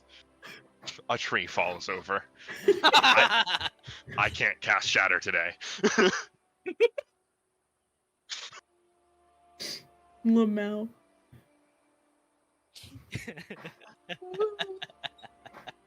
It is now canonical that Vint casts Shatter by screaming really loudly. You see, this is the difference between a character with like -1 charisma and fucking -2, let's be honest. negative. I mean, how much charisma does Vin have? It's a 7 score, so Oh yeah, Me- -2. Yeah, we'll round down because fuck you. the fuck? -3 now, motherfucker! It's -5. You are the least charismatic person in the entire world. You can't even speak! All right, but anyways, Dios mío.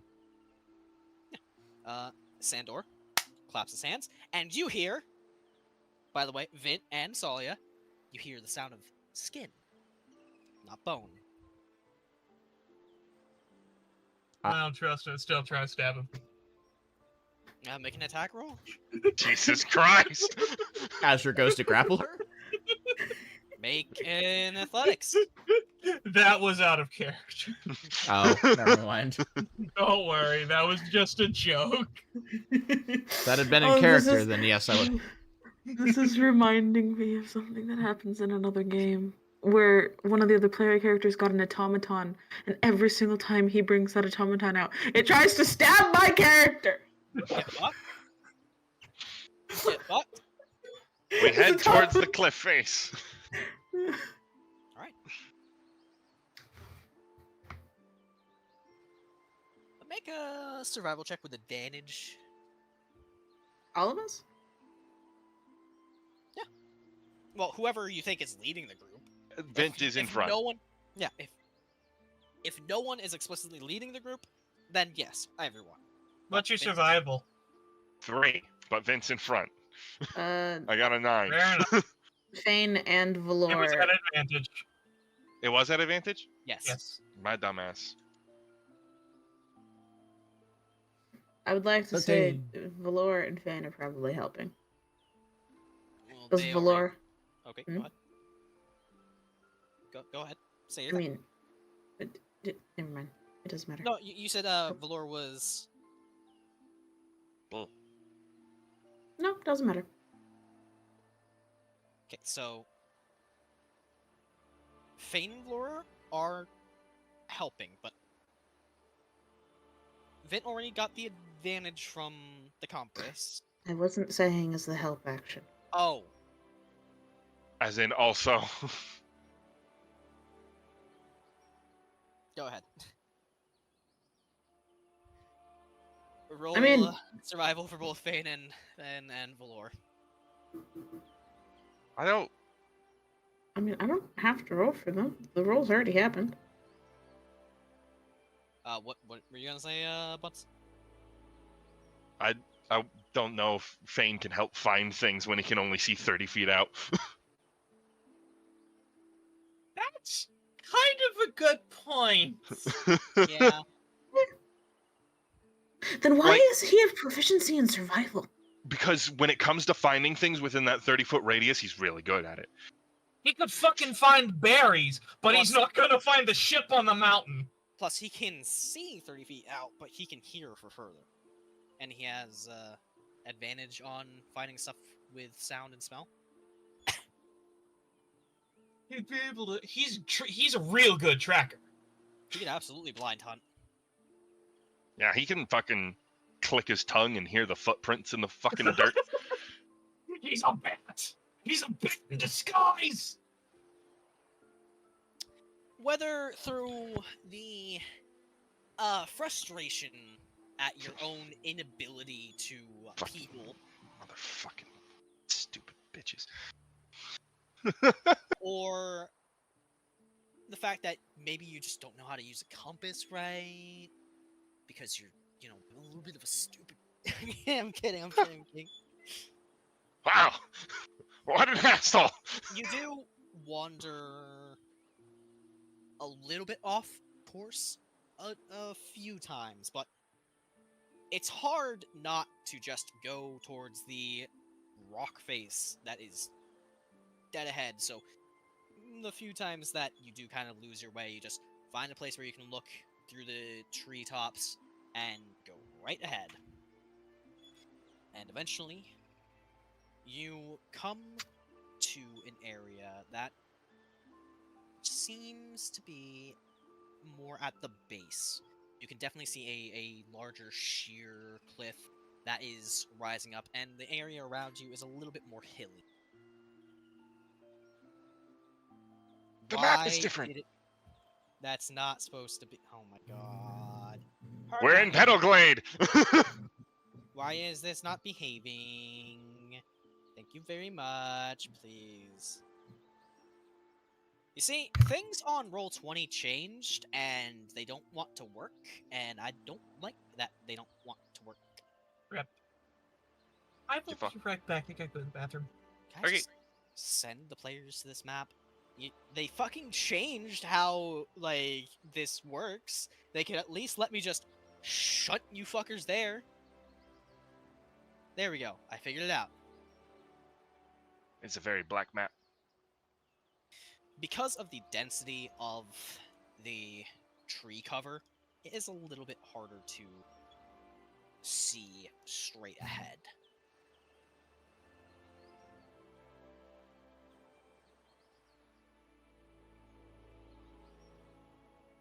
We'll have Thane and Ren on either side of Sandor.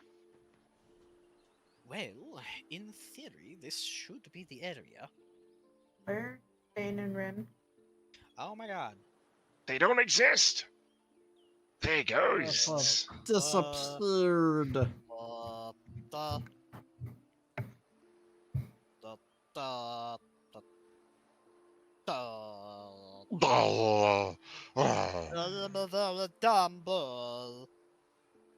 So I'm going to adjust for vision range here.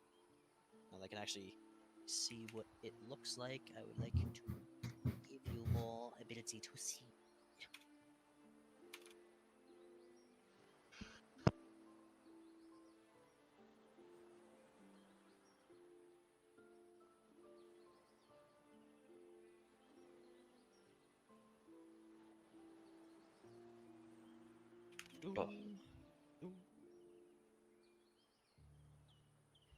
So, this is the location. I fucking hope so.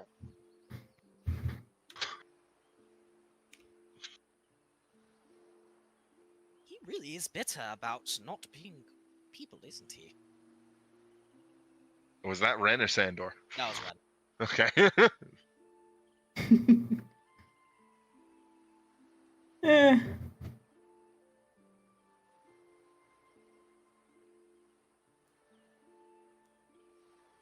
Give us control over Sandor so that we can move him. Okay. I will give you the ability to move.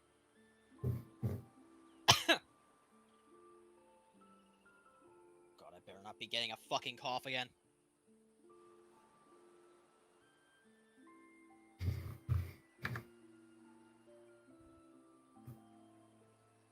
Valor started to say something. Below, go ahead. No, it's just a response to Ren's statement. Oh, okay. So that was it. That was just it.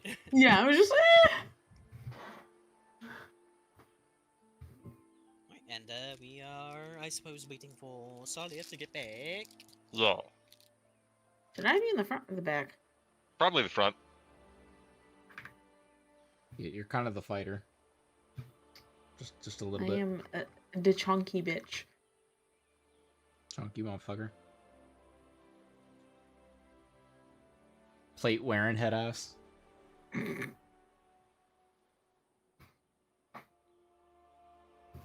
And now you can control the crowd of people. I can. They're mine now.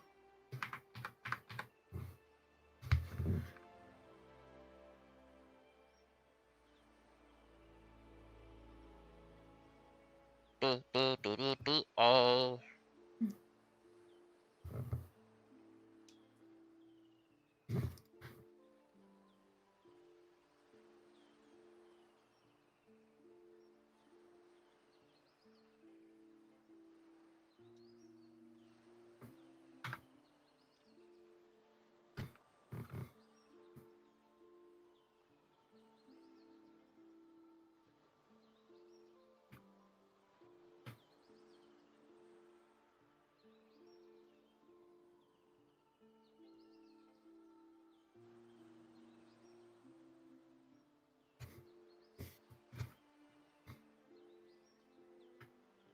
I was murdered! Ow. I'm sorry, I didn't mean to be that loud. I thought I covered my mouth. Yeah, I'm sorry. What were you on about then? What? You must have fucking said something to be fucking angry about being muted. A little bit. First, it's Ren speaking up. He started having a fucking conversation. Okay.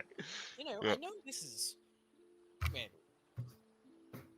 smaller island, but I did expect to see some other life besides birds and crabs. Oh, now you've done it. You've tripped the fight flag. Don't jinx it. Azure's got a point there. Well, Tsalia is done wiping her bum with the leaves. Jesus Christ, dude. We can move on. Fucking.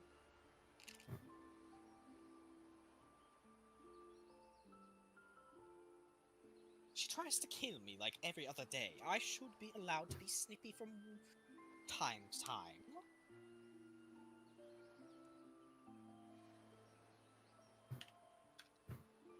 Is the time you want to choose to be snippy really in the middle of a location that may or may not kill you? Good point. Well, I feel like I gotta get my licks in while I can. But fair.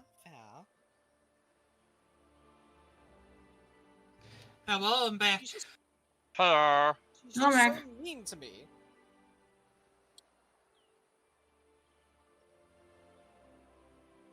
What's going on? A conversation while we were waiting for you to fucking re-exist. All right.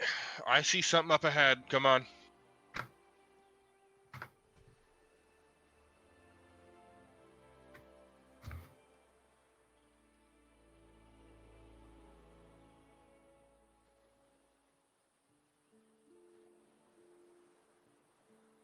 As you cut your way out of the brush and trees, the shattered hulk of a ship lays before you.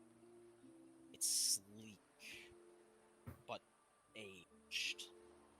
Parts of its hull still have remnants of what look like metal plating upon it, but as it gets closer to the ground, or closer to where the damage, it starts to fall away. By the gods, it is true. Oh, mama. And my movement was broken. You watch as Sandor approaches, places a hand upon the hole, brushing his fingers along it. Holy fucking shit. He pulls back and combs open the journal.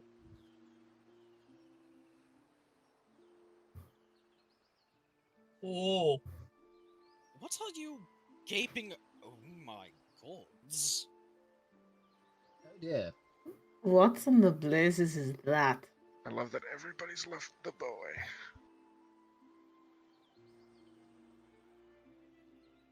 it looks kind of like a cannon. Sandor? Oh, yes. Sorry, apologies. By the gods! By the gods! By the gods! Yes, yes, yes, yes, yes, yes. This vessel. This was one of the smaller vessels in the fleet. A classification known as the Sky Cutter. You see, the reason I wanted confirmation is because much of what we have are just simply myths and legends. But supposedly, during the time of the Pantheons War, they used ships that would tear through the clouds. They would wage war against one another, not on the sea, but in the air. And despite every attempt that we have made, we have no way of ever recreating whatever magic or other means they used to create such vessels. And as I stated, I believe that is one of the weapons that I was referring to. One of the weapons that used raw magic as its munitions rather than iron cannonball. As one of the smaller vessels in the fleet, it would have played the same role as the smaller skiffs in typical Navy skirmishes, being more harrying and using quick, fast attacks, so much more lightly armed than the greater vessels. The fact that there's a genuine example of something thought ages long lost, I could weep. I want to cast Detect Magic. Ritually, yes. Yes, it'll take a little bit. So, we'll just allow everyone to kind of like spread out and do I'm- their own thing, investigate their own things, and while we'll circle back to you, like once we've gone down the line, your detect magic will have finished. Sound good? I'm good. Vin. I'm gonna search this area over here and just see if I can find anything of value at all. Okay. Give me an investigation check.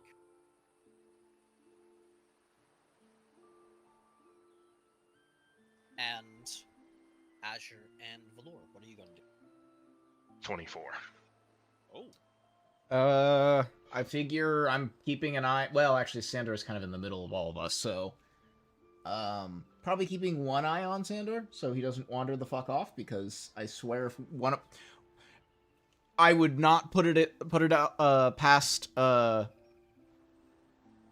the possibility past that we all look away for like a second and all of a sudden he's like waist deep inside some being or something that could go boom.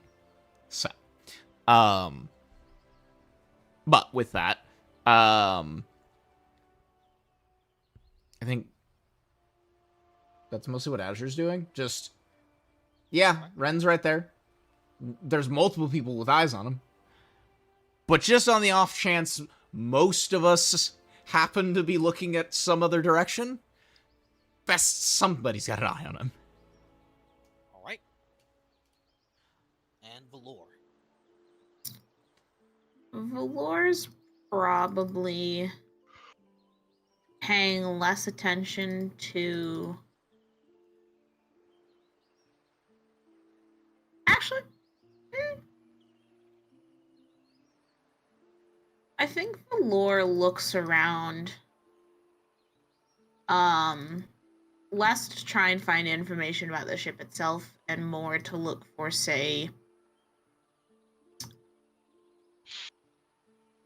symbols or iconography of the gods, to see if this was in any way, shape, or form affiliated with a certain individual or individuals. Right. Is it gonna be like outside the ship? Or are you gonna go inside the ship to try and look?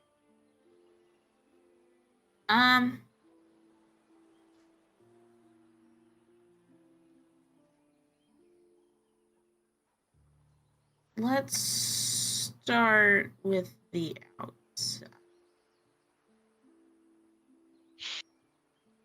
Okay. Right. Give me an investigation. Investigation. Why do you hate me?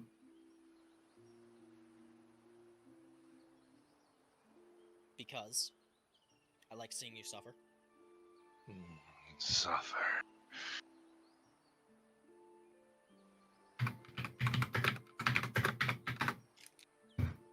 Suffer.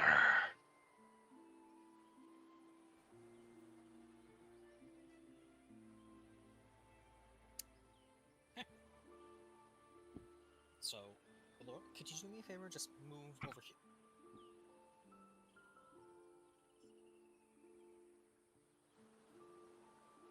And as you start/finish your search, Tsalia, your detect magic finishes. What is the range on that again?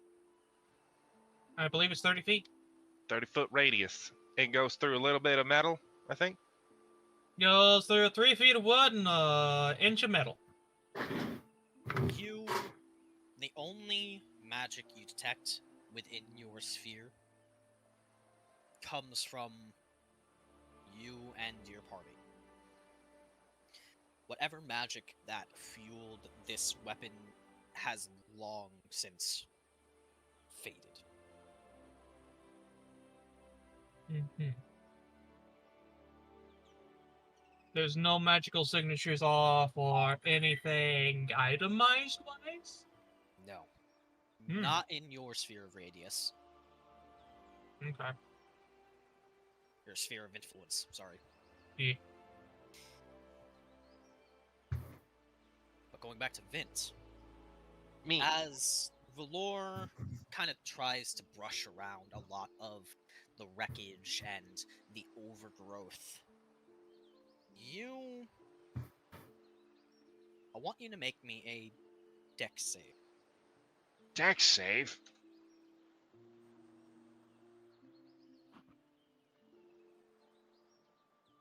You're on the top deck, right? Like I was in the bottom deck.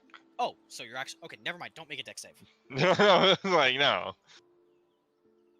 Here, let me You fight it.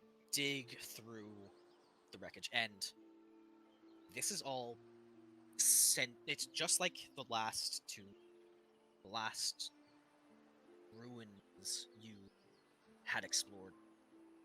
There is nothing left of value, especially with this vessel being so open to the elements.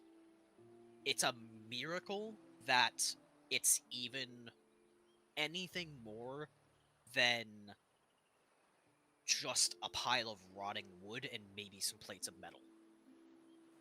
But that might just be a testament to its construction more than anything. What is the... But How many years has it been since the War of Apostasies? where I know I wrote down the current date. It has been... So you are in the year 1128. Okay, so it's been a millennia. Yes, it has been over 1,000 years since the War of Apostasy.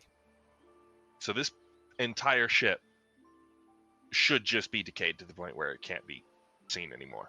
It should have. So it was probably both well made and enchanted beyond fuck. And that magic is gone at this point, and that's the only reason it's decaying now. You could definitely think back to how Sandor said that the construction and the magic that fueled such machines of war no longer exists. And you could make an easy guess that whatever special methods they used to create these sorts of vessels was very likely what helped keep it in this state for as long as it had been. But amongst the wreckage on a 24, you're able to spot something that isn't so decayed. And in fact looks like, as you see, a small chest, probably about the size of a jewelry box. Hello? I will check it for traps. Well, I'll uncover it, then I'll check it for traps, because I'm pretty sure it's covered in crap.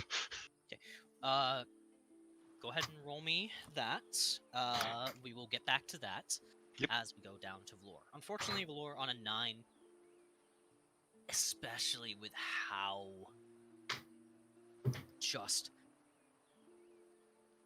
old this all is.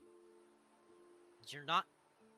Any fabric that you might have been able to find would have long since lost its color, and you're not sure if there would be any metal that would have the branding or the insignias, at least not from where you're able to search. But as you cross around the hull, you do see words inscribed into it that just pushed deep enough into the metal that it has survived the test of time. And you recognize the characters as the ancient celestial that you have constantly fought with. Ah, I see, my old nemesis. Can I attempt to start trying to read this? Because I have a little bit of translation done, because we have run into this before. Mm-hmm. Go ahead.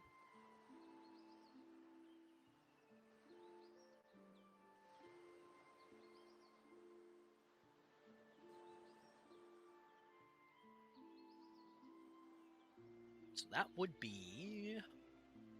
I believe it's an investigation. We've had it be an investigation every single time. Oh, why does it have to be investigation? Was it an investigation or was it just flat intelligence? I'm trying to remember. It's been a while since you have to translate shit. Let me see here.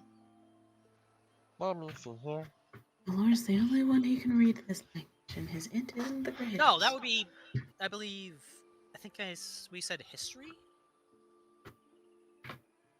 Doesn't really matter. No Because matter the what. only intelligence stat I'm decent at is religion.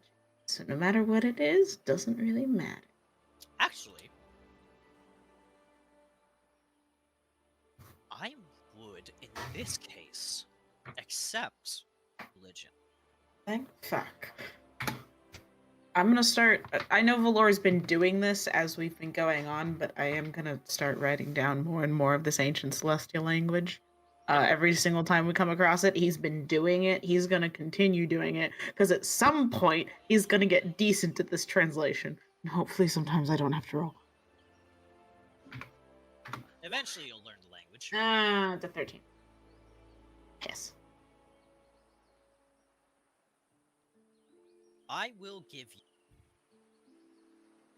We'll treat it like Length of time? yeah. Sorry, I can't form fonts, it seems. That's all good. So, Valor's just gonna be out here for a hot fucking minute. They're basically playing Hangman right now.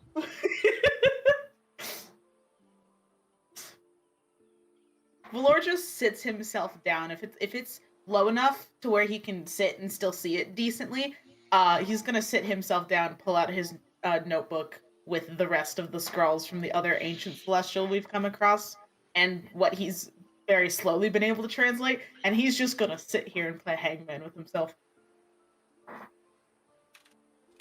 All right. Azure, Tsalia, before we bounce back to Vint, what are you two doing?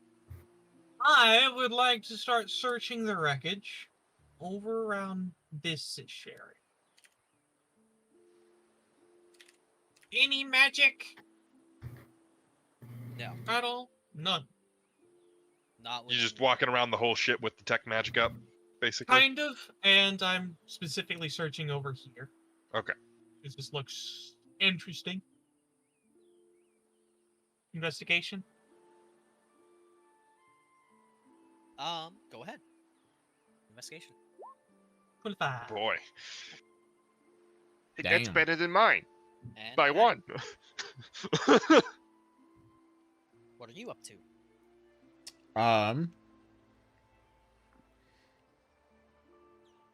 I think I would like to invest. Well, is there anywhere that like hasn't been investigated? Because I feel like it's not that big. Well, it doesn't feel like that big of an area, and I could be wrong.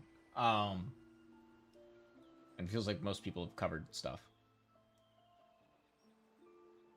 But correct me if I'm wrong. North hasn't been checked out. Like where the Mm. fallen tree is. Yeah.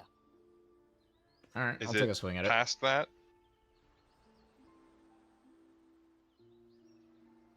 You know, this. Let me see. Mhm. If this sort of area hasn't been checked out. It's been this way, this way, this way.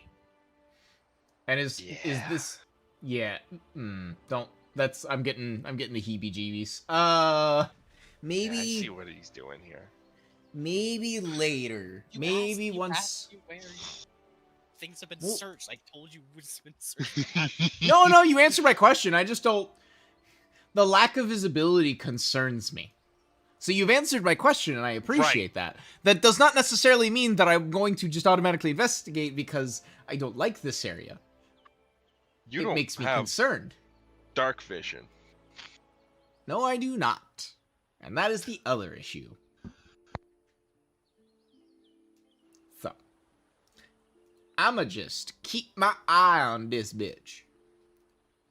No investigate Staying for lookout. me. Right. Exactly. Within the area I can fucking see. There is a sigil branded onto the chest, but you don't see any traps. It just looks like just a fancy chest. Removing the brush and whatnot that was on top of it didn't do anything, right? To the sigil? I will carefully pick it up. All right. Okay. Nothing fucking explodes on me. Okay.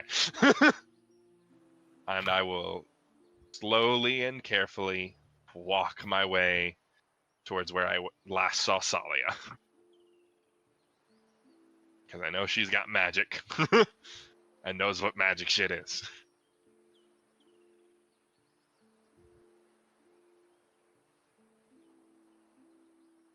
Tsalia, you detect extremely powerful necromancy magic. Oh To the boy. point where I- it feels like your mind is melting. I immediately whirl around to find the source. You see Vint holding a little jewelry box. Put that down and step away. Okay, I will put it down on the dirt right here and walk and start pushing everyone away.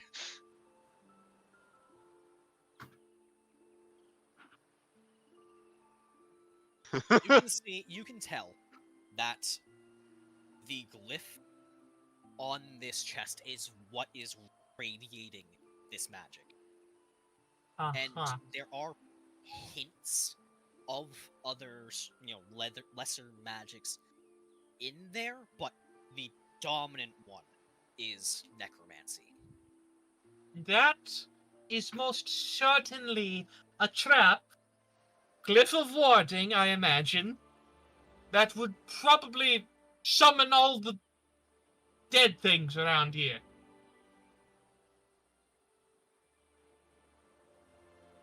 How do we deal with this? We don't have Dispel Magic, do we, in this party? No. Shit. Okay, so I think the only thing we can do is stick it in the bag of holding and then deal with Well, it later.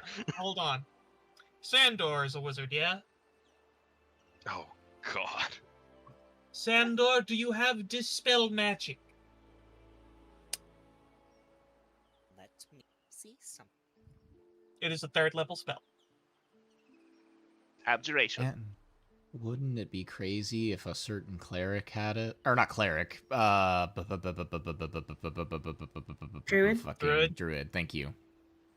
Does he have it? Well, he has it. I just... Don't How- be prepared. Well, there's nothing that was checked, so... Yeah, no. Realistically, no. Hold on. He should have some spells prepared. Well, I mean, he has, like, what is always prepared, but unless I checked it in the sheet I sent you, there's nothing prepared.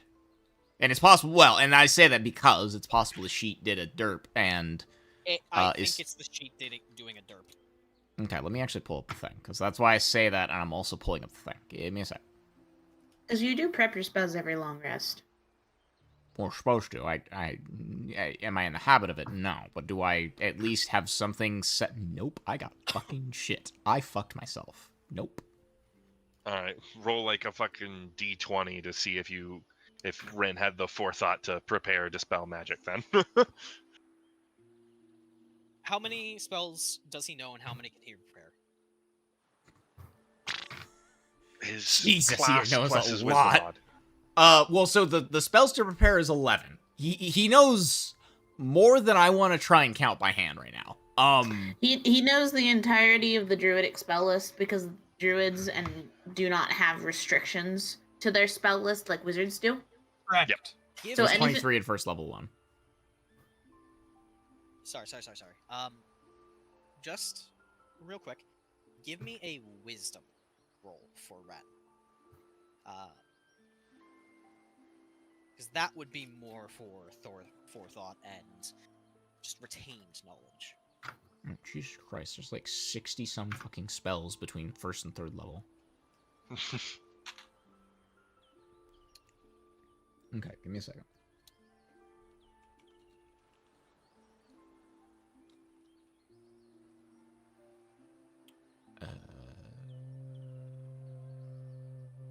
Just like wisdom mod, right? Like this Yes. is there's no saving, it's just a flat, which I would assume. Just Yeah. nope. The dice are telling me I have transgressed and therefore sinned, and therefore I'm being punished as the heretic I am. So yeah, we got nothing. Sorry. Well, go ahead and prepare Ren's spells, but he doesn't have Dispel Magic right now. Tsalia, roll me a persuasion check on Sandal.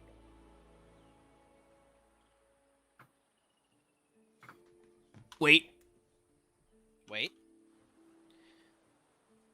Hi, what the fuck is going off on my phone right now? Okay, that was weird. I had something that was like going off, but nothing was focused on my phone. Okay. So on the new sheet, I don't have anything. Here's the thing. I don't delete the old sheet. Oh. So unless it's doing it across the board, something has some sort of spells. Unfortunately, I don't think it will save us. No, well, let's see. Okay, so he does not have Dispel Magic. However, I did update the old sheet to 3rd level before I set the new sheet. So I do have other spells, and I will send Sparky. I will send you that sheet in a moment. He does have other spells besides what's always prepared. I did at least make sure to do that. So it's sort of a part of I didn't think to check. which I should have been doing because I always prepare, or prepared every day.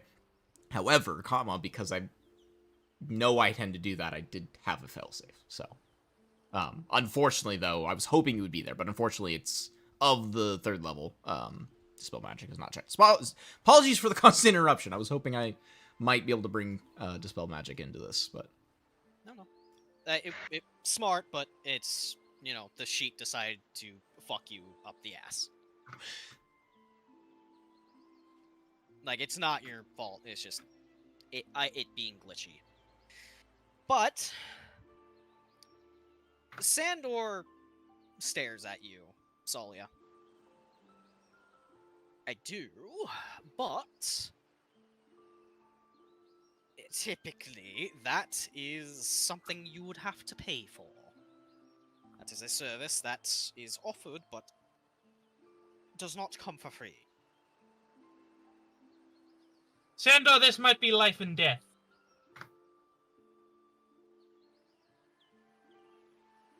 Oh, I thought I wasn't alive.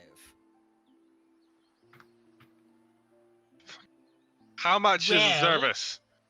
Well, we could just leave this very dangerous necromantic box in the middle of your research area. Tsalia not helping.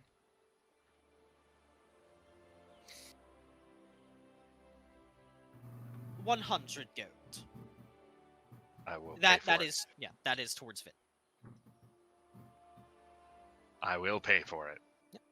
He takes the gold, steps over, and begins casting spell magic on this jewelry box.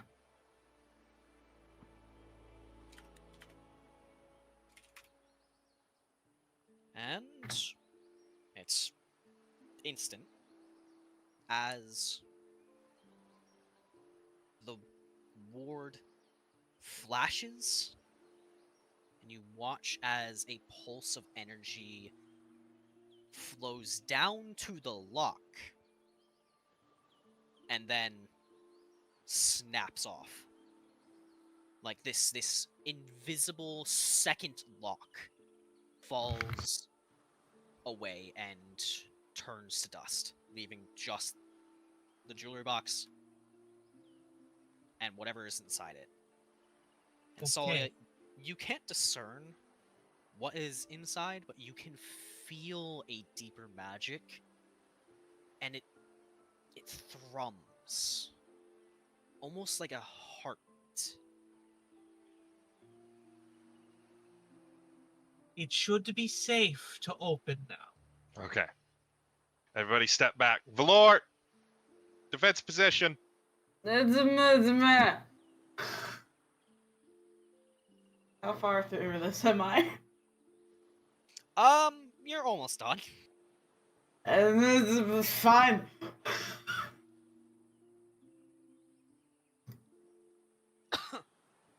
Pardon. Lore will close his book real quick, mark what he was doing last so he doesn't forget, and walk over here. What do you want me? Around Sandor. I guess I'll stay where I am then. I will walk up to the box, and there weren't any physical traps, right? No, there were no physical traps, but you could tell it was locked. All right. I will begin unlocking it. The sleight of hand. 35. I did roll the right number, right? I did.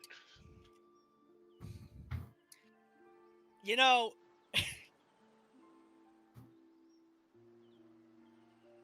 I set this DC to be actually very hard, expecting that, you weren't gonna roll above 30 on the first go. I expected, maybe you'd get like a 28 and be like, oh, that's great, and then I'd be like, it doesn't unlock. And you'd be like, you "What?" set it to you literally set it to the impossible DC. I didn't set it to 35. No. No, No, I thought- impossible DC is 30. It's technically the highest DC you can set. Oh, I thought I saw. I might have misremembered. You, I thought I said you gotta remember, I got gloves on that are letting me do extreme bullshit. 35 is not normally a number you can hit. yes, right. I think I was just my mind was getting a little bit jumbled with it. Regardless, right? Like I set it to 30, thinking like, all right, this is gonna be, it's gonna be difficult, right? It's not gonna be insanely difficult for Vint because he is the lockpick extraordinaire. But maybe I'll get a couple tries out of him. Fucking 35, motherfucker! If only you were a fighter champion. But it's one of the most complex locks you have ever encountered. And despite your skill, it takes you time. Not a long time, mind you, because you have deft hands that are equally aided by magic gloves that make your hands defter.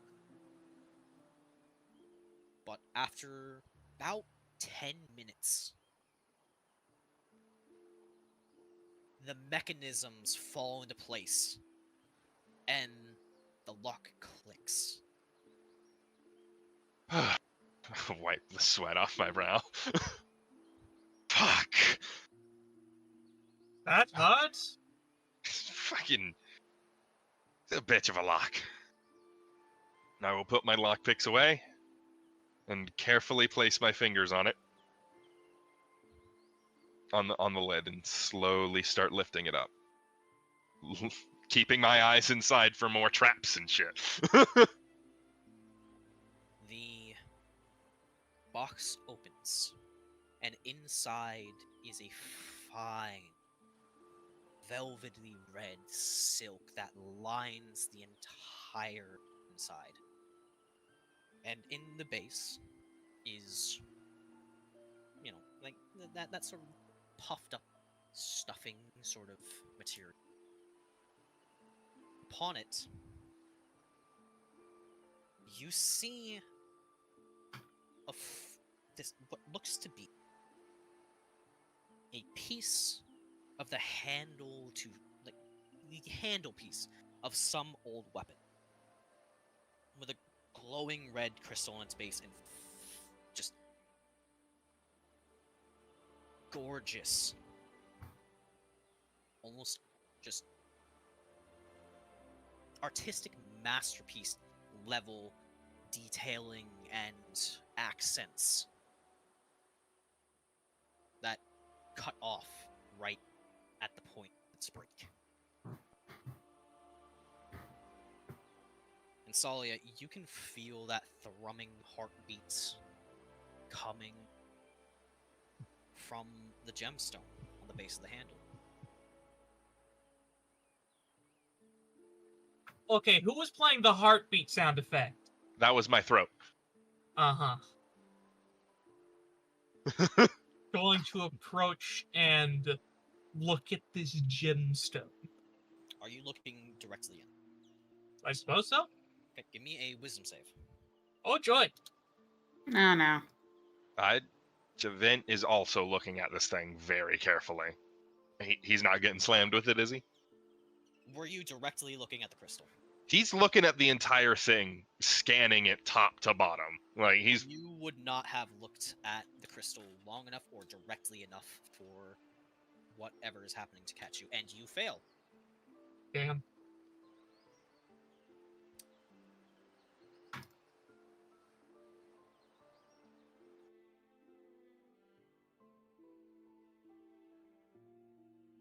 The GM just went quiet. I'm scared.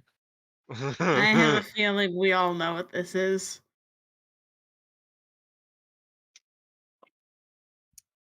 Buckle up. This is gonna be long. Actually, hold on a second. I have a meme for this.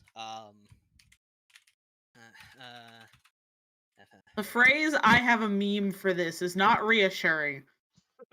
It's just- you see, like, at the bottom of your vision, upon proceeding, several cutscenes will play in sequence. Oh, fuck It you! is recommended that you Fuck set aside you. sufficient time to view these scenes in their entirety. Fuck you! I'm the only person who understands that. Fuck you!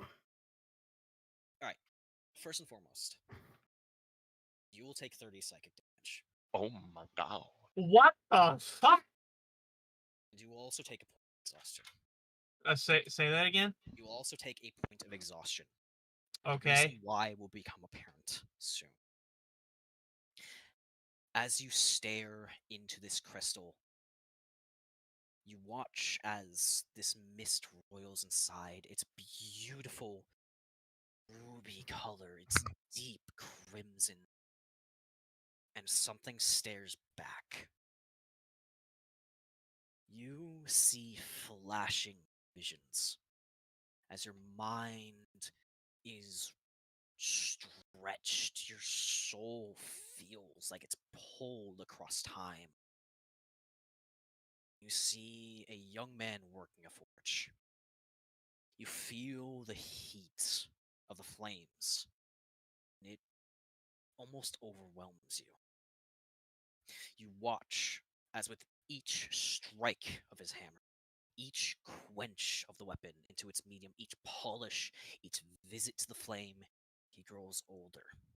Years, perhaps decades pass, but when his hammer finally lowers, he lifts up the most beautiful spear you have ever seen in your life. A beauty and complexity beyond your comprehension. It's more than just a weapon. It's a masterpiece. When next you see the spear, it is joined by flashes of blood, violence, glory. Warriors in intricate armor, cut and pierced as if they wore none at all. And the man is hailed as a hero. Upon his deathbed, he bequeaths the spear unto who you can only assume is his son. Again, you watch as the boy ages. The years pass, and his life is filled with that same glory and heroism in equal measure until longer.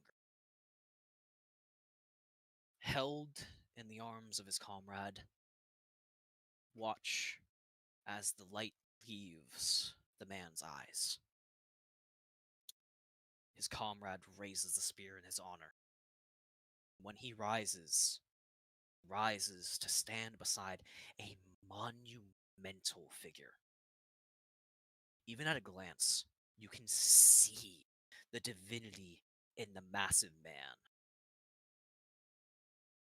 Battle by battle, watch and witness as the soldier earns this god's favor over and over and over again. The battles steadily increase in scale. Ships cloud the sky. Blood stains the ground. Fire spreads without any end in sight. And you watch as the man stands alongside his god, as a woman pleads with him in a language that your mind rages against.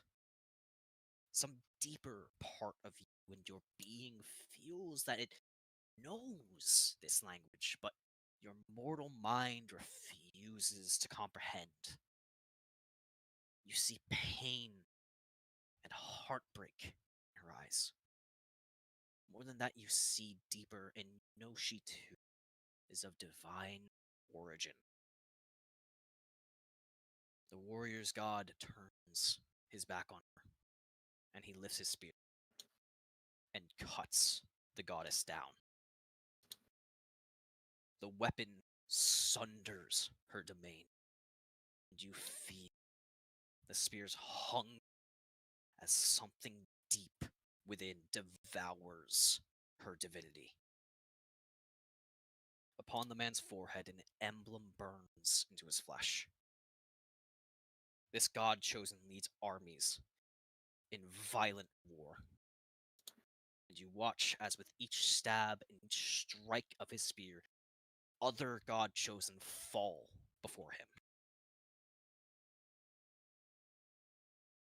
And as they die, emblems of the pantheon shatter and throw the world into disarray. And then you witness as the familiar form of the god of poetry falls to his knees, gripping the dead and bloody corpse of another god, his lover's divinity fed into the sphere. Before he can deal the fatal blow to Didos, a flurry of raven wings shatters the breastplate of the god chosen and cuts him down in a stream of blood. The god of war looms above the dying god chosen and rips the spear from his hands. A clenched fist, the once beautiful masterwork piece of art, shatters. The piece you found falls and is dropped into the chest you found by a man with long white hair. It shuts, and you return to the realm as you know it.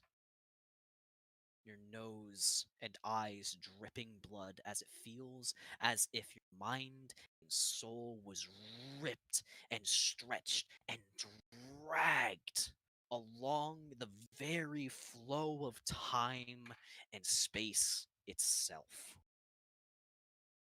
Ezekiel, it's been 800 years.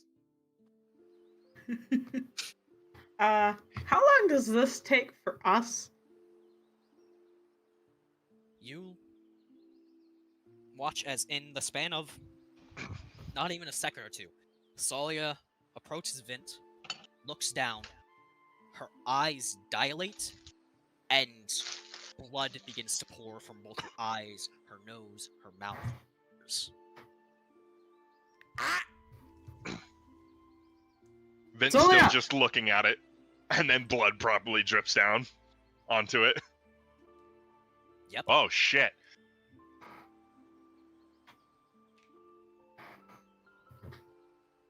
I will close the chest. Okay, I was gonna say, because about another second and Azure was gonna tackle Sully out of the way. Tsalia just kind of stands stunned for a bit I'll bet. before she raises her hand to wipe away the blood. And she'll just say, I think I just saw the War of Apostasy. Yikes! Come again. The war of Yes. do you mean the Pantheon's war? Valor looks Yeah. puzzled for a second. Sandor, have you never heard that name? Never. Ah. I see.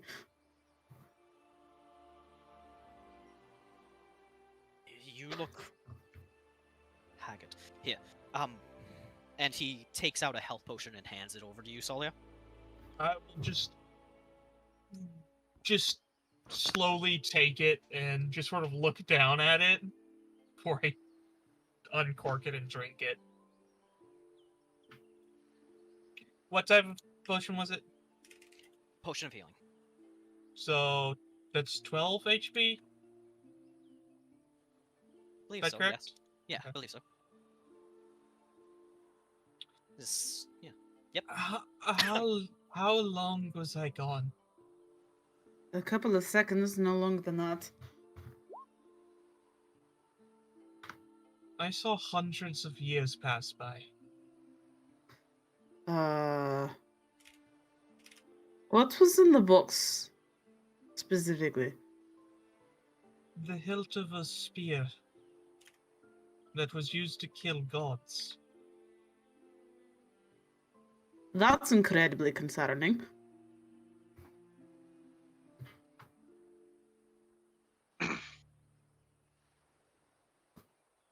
I think the spear absorbed the god's essence into it.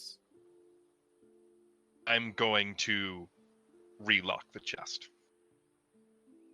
We're not opening this again until we've got some way to fucking deal with that. Did Vint say that in character? But yeah, he'll start locking the chest. We're not gonna fucking touch that again. Agreed. I need a moment. You Just said going to- a spear that killed gods. Yes. Going to the base of this tree, just going to slump down against it, sit. That is a...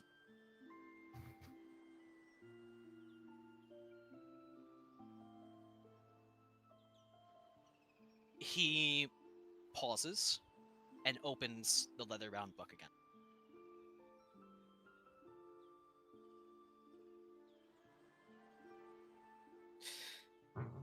I believe you have found a fragment of one of the most infamous artifacts in all of history.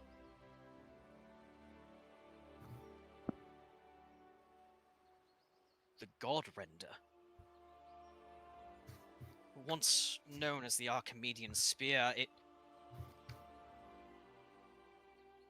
it's responsible for the demise of not only numerous god-chosen, but God of Ice, the Goddess of Music, the numerous others. All a part of the original grouping of the Pantheon, I assume, then. The original number. Yes, you see, when we left the other ruins, there was quite a nagging thought in the back of my mind about some of the things we had seen, and it took an extraordinary amount of time and effort for me to even find information that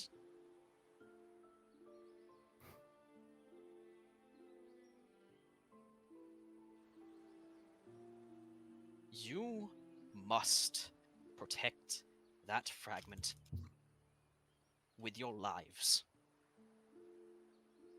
because you have found easily one of the most dangerous remnants of that war to ever exist.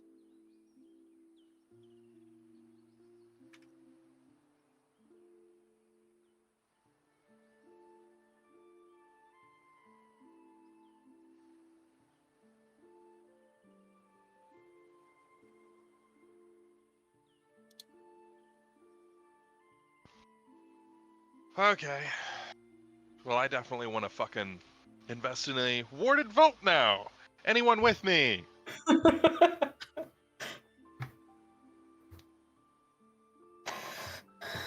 Possibly, yes. Though it might be better to keep it on our person for the time being.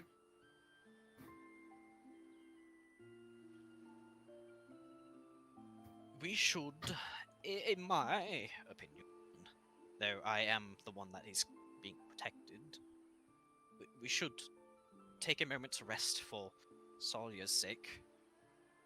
And, well, scrounge up a little bit more information, whatever we can, before returning to camp for her to rest fully. You guys can rest for a minute. I want to finish something real quick. And Valor will walk back over to this spot and open his book again. I will take the chest and bring it over to Tsalia. You're a bag of holding your mind. she will silently pull out her bag of holding and just open it. I'll put it in. Does Sandor come and start looking over my shoulder? He is curious. Yes. No, don't let me interrupt. You have a chest containing a fragment of a god-slaying spear, the God Render, previously known as the Archimedean Spear. I did not know that you were a linguist. I'm not, technically. At least it was not ever something I set out to do. Though, this is, from what I can tell, is some ancient form of Celestial. And the Celestial that I was taught, while not completely accurate, does actually have some similarities to this. So I can, even if slowly, translate it. Fascinating. Have you considered working for the academy? Could use. We could potentially have you work with some more professional linguists and get you more classically trained in the field, and you could be of great assistance.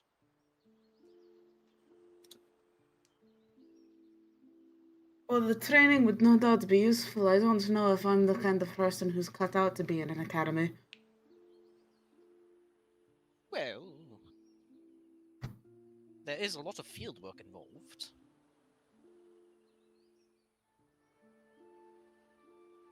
There will also be my guild to think about, though. I can't just abandon the rest of them. I suppose. Well, the offer is on the table if anything ever happens or your current employment situation changes.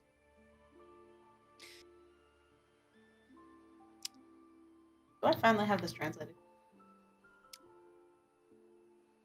You do, but we will get right back to that in a second as Tsalia, you feel Fane's hand come to rest on your shoulder.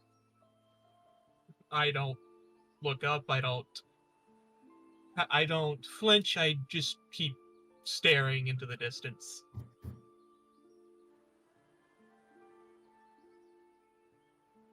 Is there anything we can do for you? I don't think so. He nods, and he just sits down next to you.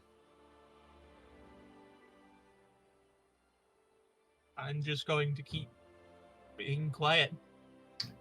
Well, then we will bounce back to Valor as you finally get the best translation that you can possibly get here. Mm-hmm. From what you can tell, in Ancient Celestial, the title of this ship reads, and I will send it. I will put it in, should be in, like, World Lore? Where do I put names? Where do I World Lore. Yeah. Oh, no, I put it in... I have put it in party notes before, I believe. Yes, I put the names in party notes. Here you go.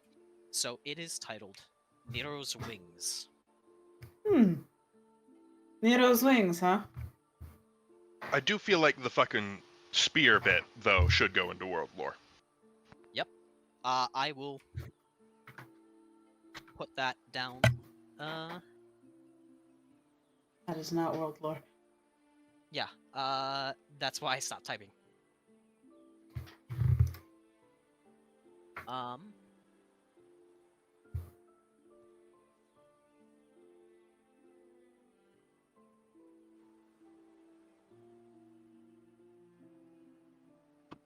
There we go. Okay. I will put this into World Lore.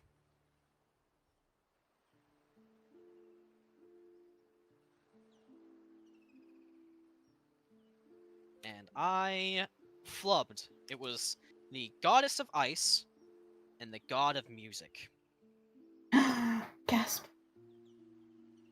The God of Music was the lover of Didos. The Goddess of Ice was the lover of Alarcool. Ugh. Before he fell. Things were different when he wasn't, you know, a fallen god. Right.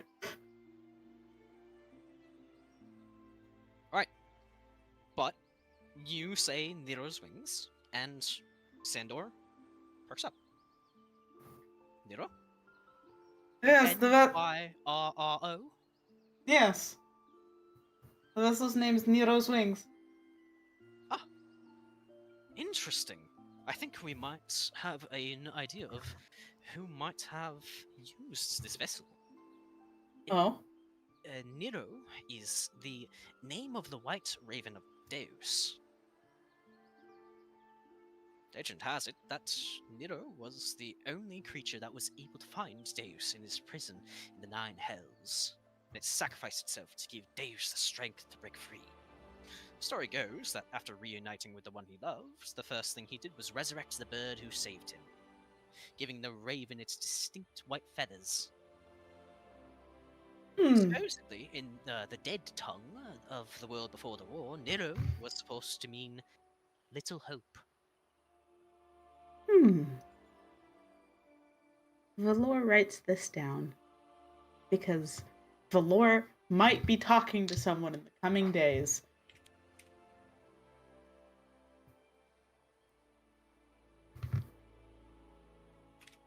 I will also put this in World Lore.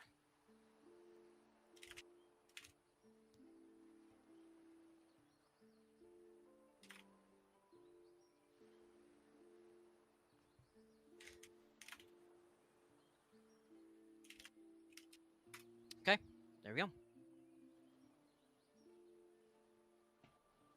Well, perhaps we should give it just one more cursory look around, but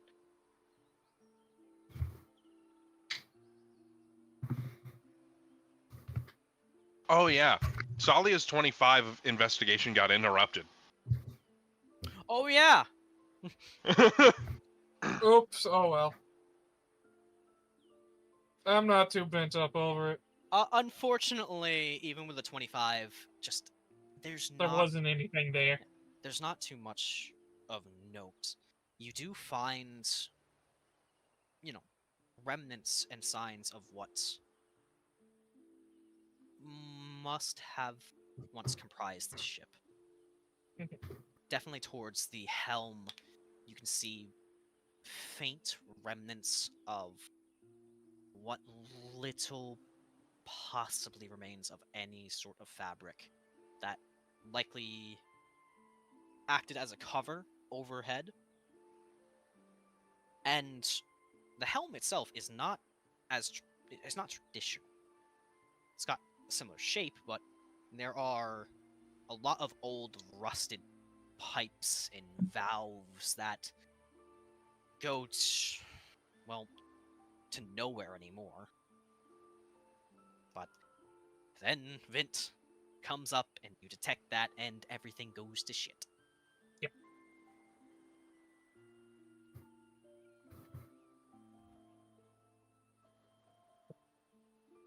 Well,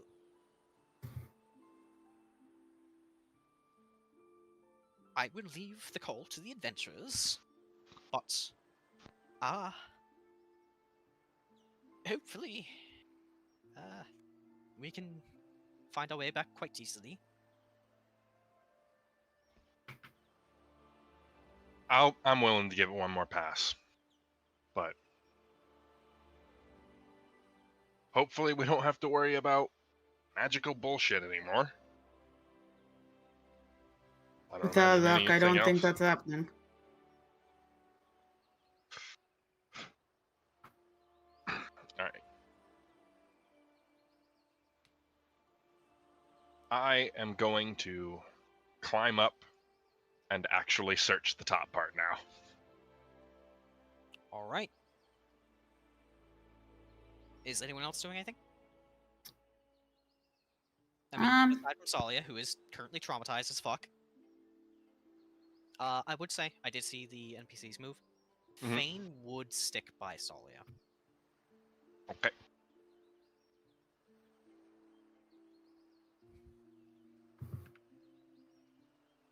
I'm just trying to make sure that fucking Sandor is properly guarded. Of course.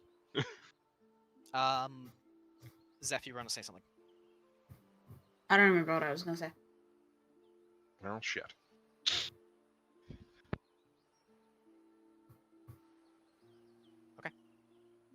Give me an investigation.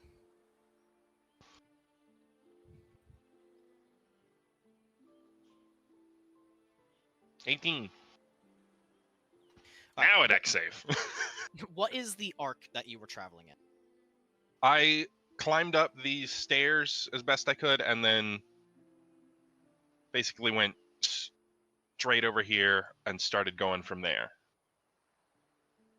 Let me just see something real quick.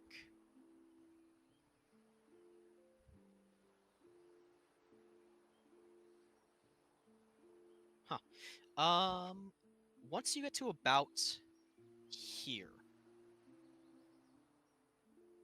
let me just check line of sight.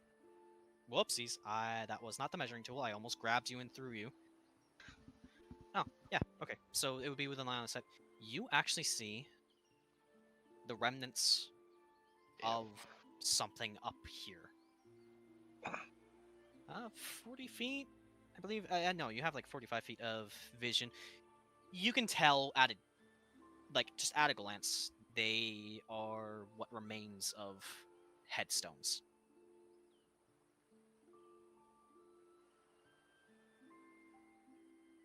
I will walk down these steps. Floor. Yeah. And I'll gesture him over. Oops. What? What are we going?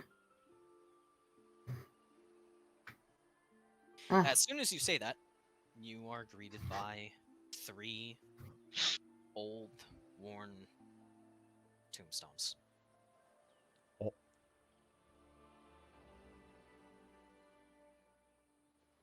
They have been covered with moss, and age has sunken them down and broken them over the years, but you can still tell that, for what it's worth, a lot of love and care still went into crafting them. I'm assuming most of the text is faded. Give me an investigation. Now.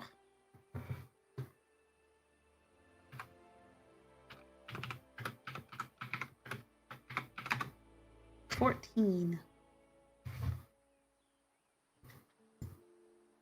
Most of it is. But because you had just recently been spending, gods only know how much time translating Ancient Celestial, you are able to discern, at least on one of them, just fragments of a name. And you are able to... Let me find it.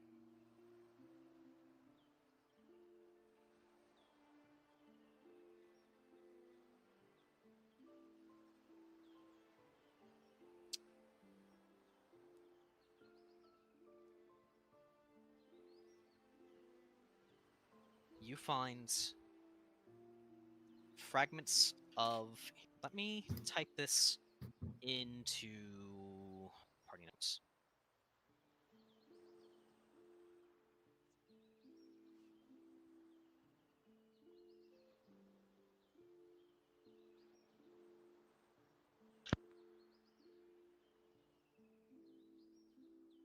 Okay, don't be that. Don't be what? I'm trying to, hold on a second. Isn't there a way in Discord to have it not format shit I don't know. thick? What are you doing that it's formatting? I'm trying to put, underscores for missing letters.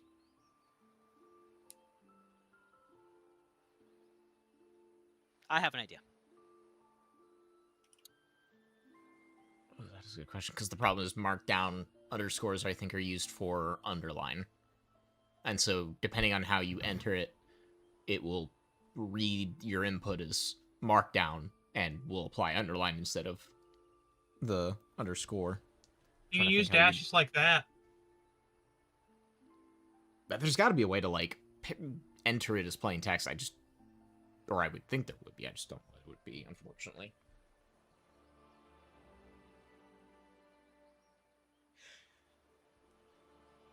Oh, you could enter it as a code line, just as a workaround. Because that should... example would be using... what is it? Is it... Hang on, is it this? Yeah, so...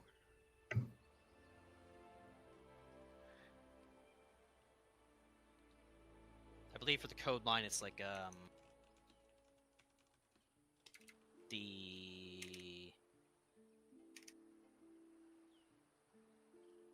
It's Yeah, the okay, I found it. tilde... Yeah, I found it. Yeah, okay. Yeah. No, sorry. No, you're good. You're good.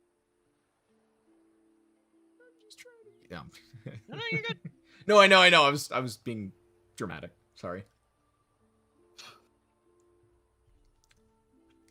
I am the bard, after all. Oh. I'm sorry. You're good.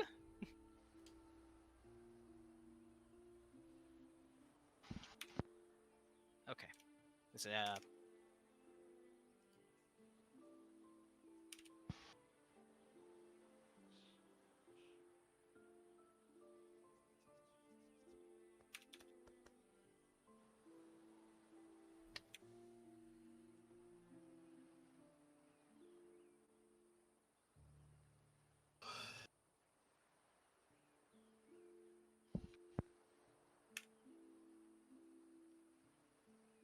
It's a long name.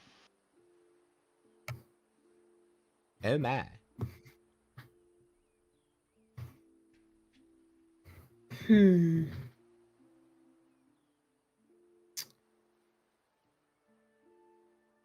By the way, Well- Sparky, since you're doing that real quick, how long were we in Dawnbreak 3 days? because of the storm? I've been marking it. Yes, 3 days. And it took 2.5. This would be the 6th day for yourself. Yeah. Yeah.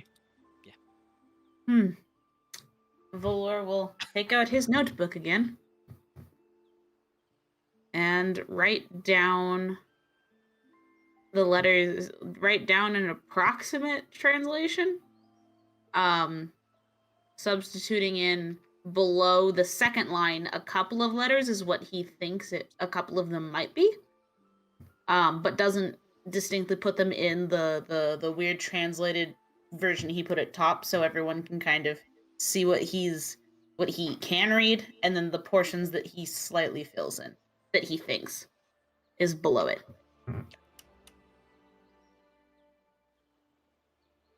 Yeah, that's what I was thinking. Sorry.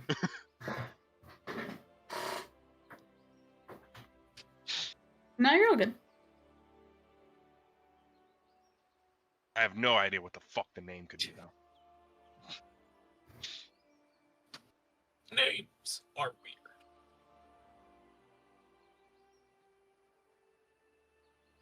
The first name probably, my assumption would be is that's a vowel in there.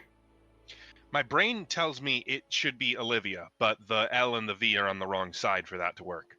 Yeah. Because you could have like Avola. A vowel fits the best inside of that, in between the V and the L. Pardon me. Okay, but that's 2 spaces missing. Avia. ILLA. Oh. Basically, you're It's adding hard an to I. Yeah, I mean it's reaching, but like that's a possible combination. The thing I was gonna say is because there's no spaces in between the underscores, it's really hard to see what's multiple letters and what isn't. I can't tell. Here, let me, I'll put numbers.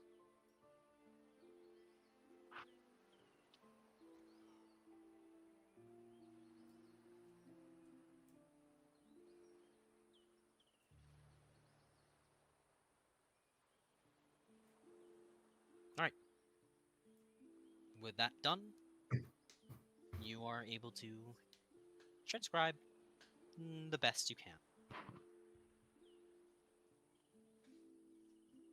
But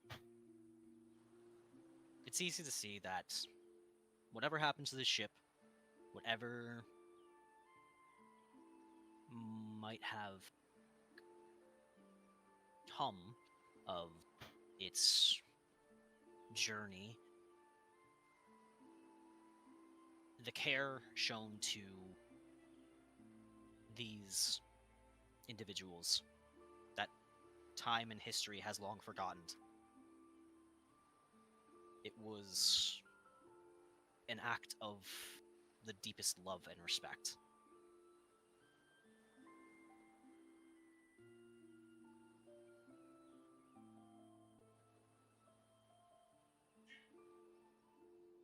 To carve so delicately a headstone on such a small island, even if it might have been different 1,000 years prior, while clearly having been stranded after a crash, that is incredible time and dedication.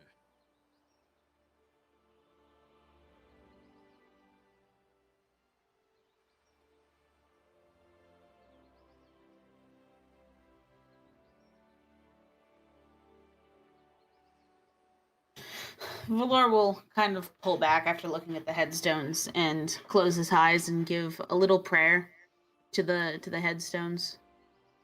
And, just kind of praying for the departed. Just really quickly, not like anything substantial. Before he looks back at the book and says, "Well, considering all the moss and faded text over 1,000 years, I'm surprised I got this much."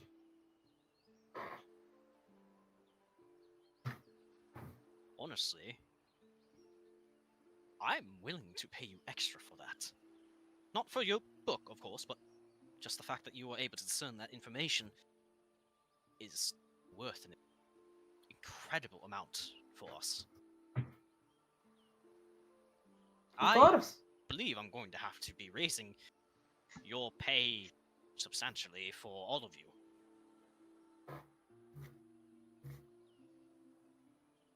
I'm glad we could be of service. Well, perhaps we should bring your companion back to camp. They should have everything set up by now. Probably a good idea. So, he wants to carry her. I will. Unless she doesn't want to be carried. If she doesn't want to be carried, then I suppose I will let her lean upon my shoulder. I am the second most experienced healer in this group.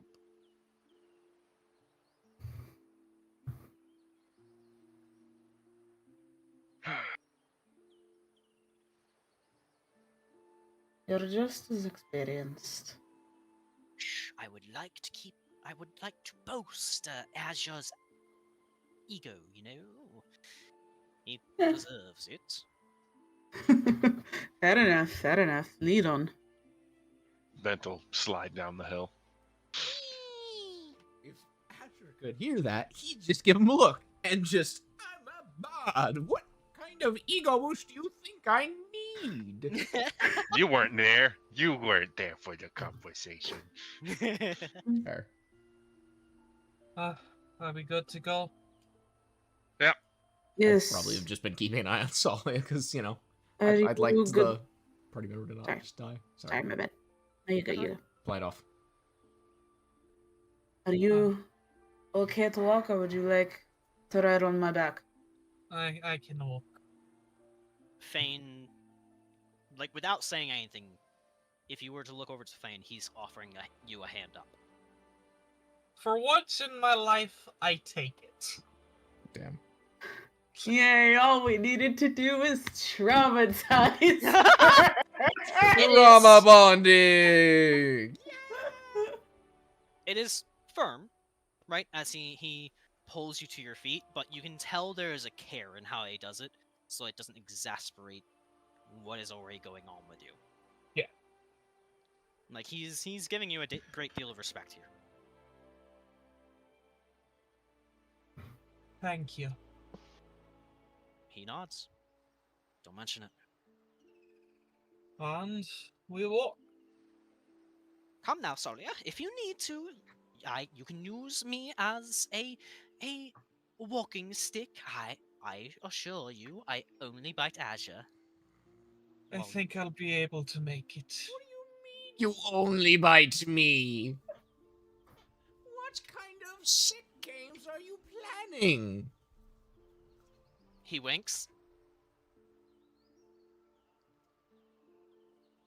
Lead the way, Valor. I'll take Valor it back. Valor will nod and start walking. Azure. Okay, give me a survival. Actually, with it would be advantage. more. Law.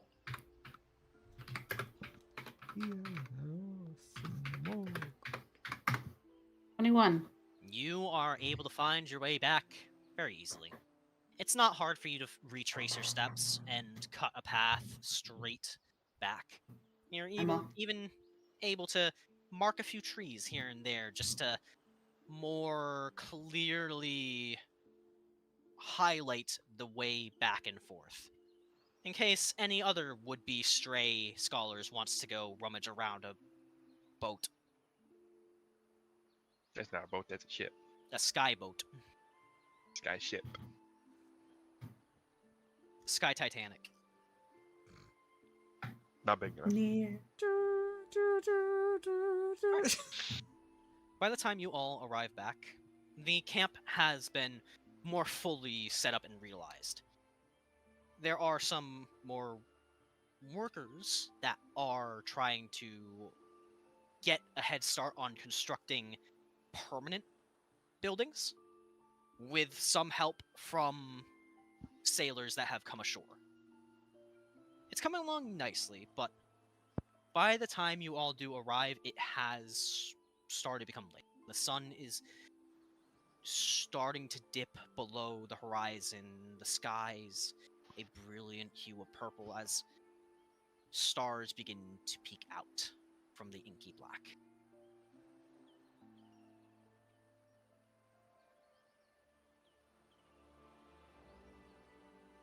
Whether you fight him or not, Tsalia, Ren is taking you to a tent for you to rest. He is giving you straight up doctor's orders, sleep.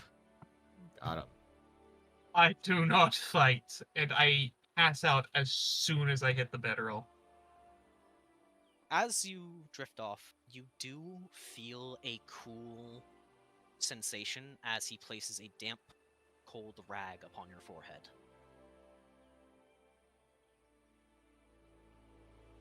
But no other sound or contact is felt, aside from the rustling of the tent, as you can tell before you're completely out,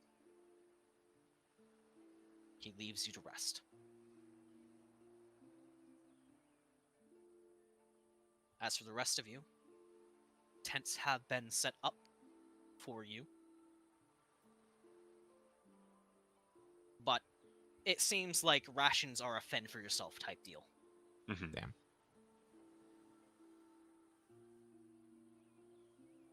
You did get So, some food off the ship before you landed, so you don't have to worry about today.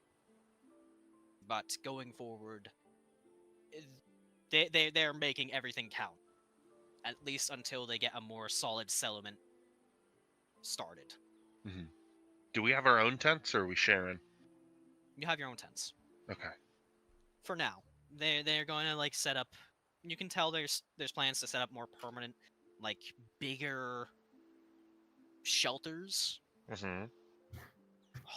And you already hear some of the scholars, the more junior scholars, already dreaming about having an actual bed on this island. And Valor's sitting here thinking, it's been a single day. How green can you get? Not only that, but like Valor, without even making like an insight, you can see the head scholars, like they meet your gaze, and you can tell you're on the same fucking wavelength about these kids. You can tell immediately there's a connection, and there's like a moment of solidarity. And also, like, this realization of, like, there's a little bit of amusement from the old-timers where they realize, where it's just like, the beds aren't gonna be here by tomorrow. They're gonna have to deal with it. They're not coming soon. Valor, like, as they meet eyes, Valor, like, probably as a drink in his hands, raises his eyebrows and takes a sip, like this is gonna be an interesting few days. The few researchers that, like, you stared at, like, one of them turns to look at the other, then turns back to you, nods. Damn.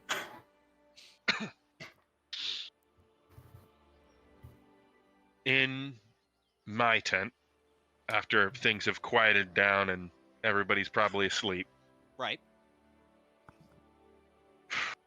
I will pull the hilt out of my bag of holding.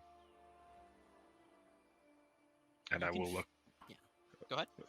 Nope, you go for it, because I was gonna jump As- straight to things. As you reach into the bag and take hold of it, you can feel this, like, searing, stinging pain in the palm of your hand. Not quite enough to burn like a fire, but almost like a dying ember. It hurts, but not enough to cause harm. That's It's gonna not cause, yet. it's gonna cause harm in a fucking second. And once it's out, you can see it clearly. You can feel this sense from it, almost this hunger.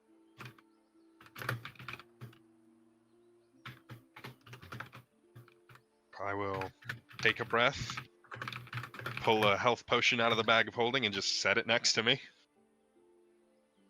And I'll look at the gem.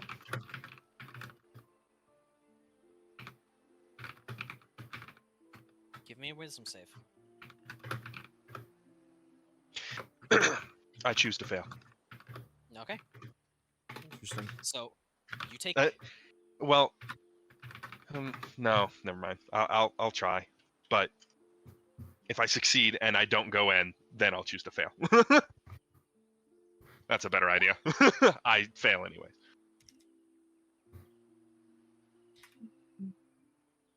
I also want you to make an insight. An insight check. 7. Awesome. Cool. Okay. So I'm going to. You are given the same exact vision as Tsalia. Although, when it reaches the end, where the hilt is put into the chest, instead of seeing the white-haired figure, you see this bright white form. Featureless, save for only the bare minimum. And at his side is... you faintly get just the barest of glances at what looks to be...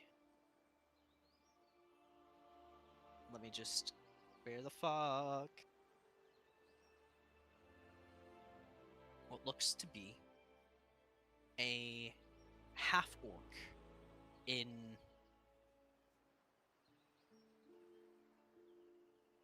similar styled armor to you, but in the sense of, you know this is another road. Game recognizes game, basically. And then chest shuts. I don't have the chest. I gave that to Tsalia. No, in the vision. Oh. Dumbass. So wait, Tsalia has the chest and you have the hilt? I rolled a 31. I zoned out at that part. This isn't me. no. This isn't me being doubtful. This is me Yeah, no. zoning out and not realizing what had happened. Yeah, no. I kept it secret. Yeah, it was an entirely secret deal. Oh, okay. But once you come back to reality, you get that same feeling of your entire being having been pulled and stretched and torn and ripped apart, like, across the flow of time. And just like with Tsalia, eyes, your nose, your mouth, ears all drip with blood as your mind struggles to compress all of the knowledge that has just been forced into you.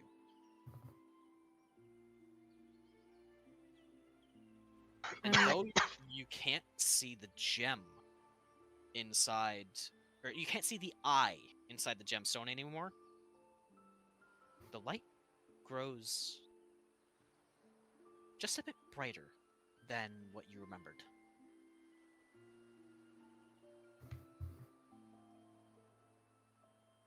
I'll clean up my face. Down that health potion.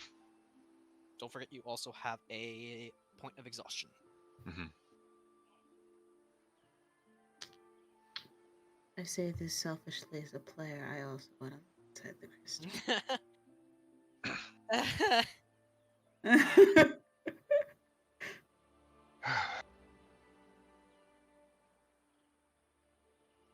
Valor actually would have reason to do it too, but selfishly as a player, I also want to inside the crystal. But that's not happening today. Maybe next time. So, everyone is. I got a thing. Oh, you got a thing? Go ahead. Sorry. Sorry. Still doing my thing. There was just a lot of grunts and groans, and I was like, oh, okay, you're probably just... I was trying to fucking talk. I'm sorry.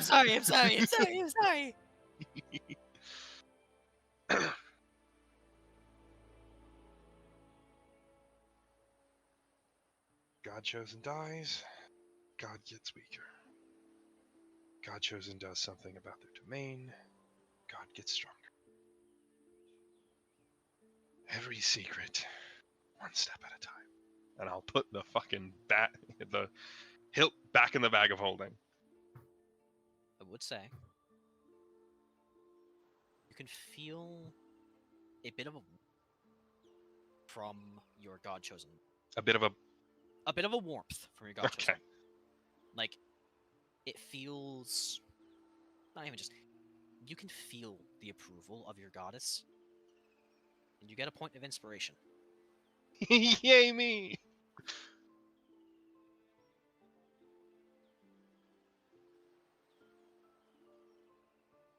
Alright.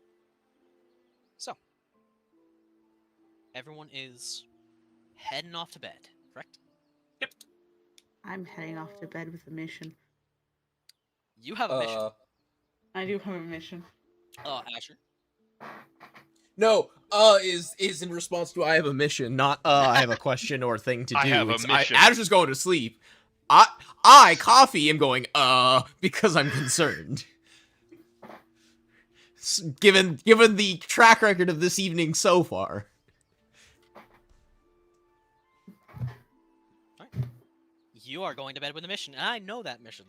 Yes, yes, you do. Oh no. Are you gonna fight? Well, I would say, I would ask if you're gonna go fight gods in your dreams, but realistically, you're just gonna go have tea with gods in your dreams.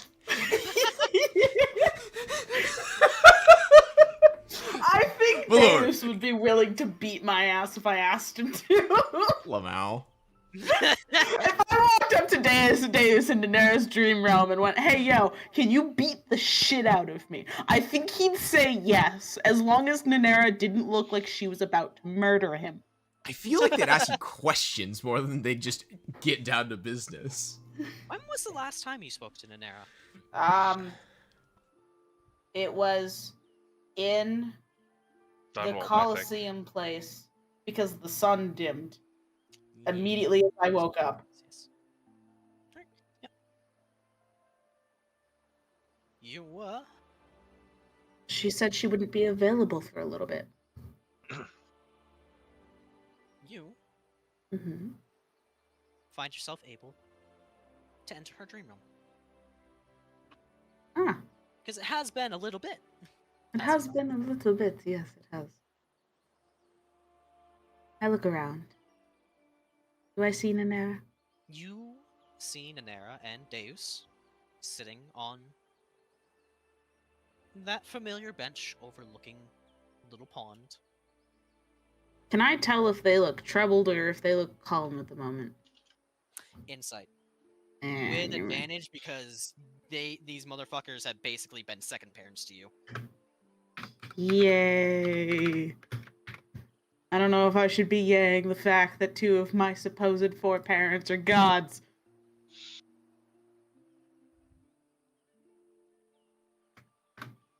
And it's a 14. Yes. It seems peaceful. It doesn't seem like there is too much trouble, but it's like, have you ever come home and while your parents might not be in a bad mood or like something might not be inherently terrible, they still feel a little bit emotionally tired? Yes. It's kind of like that. Okay. They are clearly finding comfort in one another right now. Mm-hmm. Valor sees this, and he did take a step as he entered the dream realm, but sees this and stops. A hesitation in himself now, because part of him doesn't want to ruin the moment they have with more probably incredibly unfortunate news. So he's definitely just standing there, not necessarily knowing if he should leave or actually walk in for a couple of seconds. He tries to decide.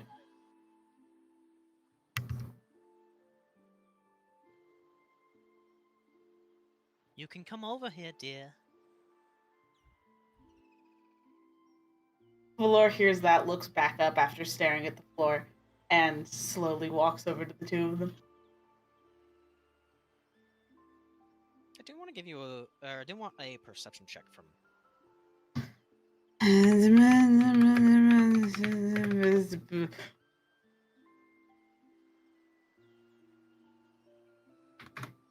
24. I'm gonna DM this to you. Oh no.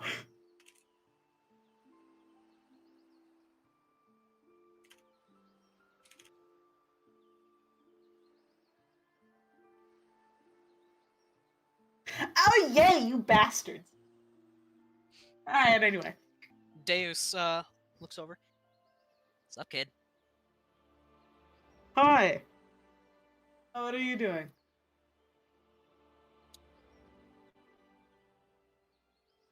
Oh, you know. God shit. I asked how are you doing, not what are you doing. We are doing fine. At ease. As Mother Thorsia's dilemma has seemed to have passed the worst of it.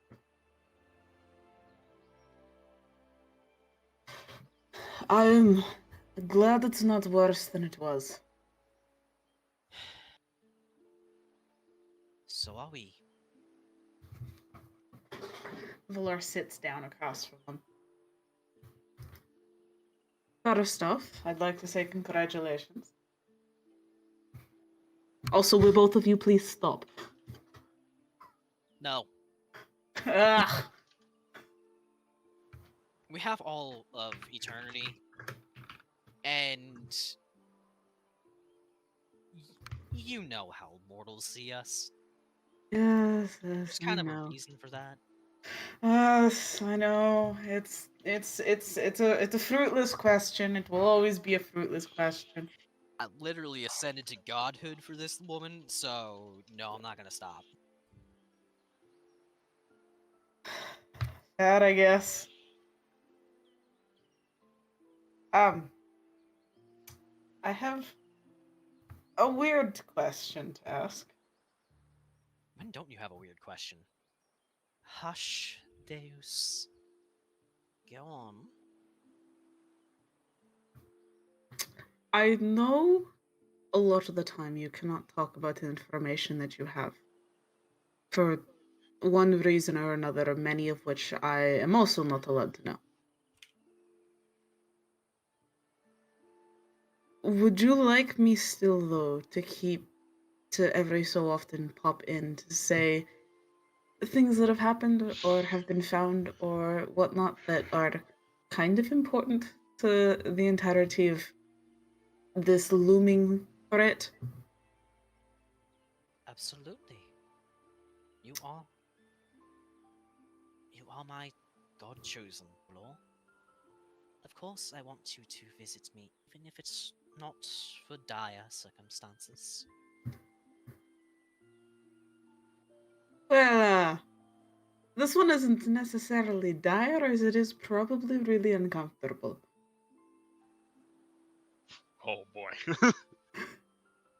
We got asked by a researcher that we know to join him on an expedition to go look at some ruins, he called it.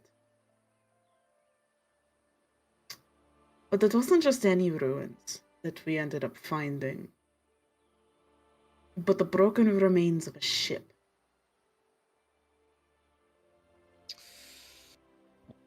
Oh boy. Okay. I knew this day. I'd hoped this day wouldn't come, but I knew it probably would. I'm assuming you know then we found Nero's wings? He stops. And he stares at you. Oh, this was a different thing you thought would come. Oh, okay. Well, I mean, I knew. I expected you guys to find the old sky ships eventually. Like, one of them had to have survived. I didn't expect it to be that one. Yeah, it's not the worst of it. Considering the box survived. The what? The box?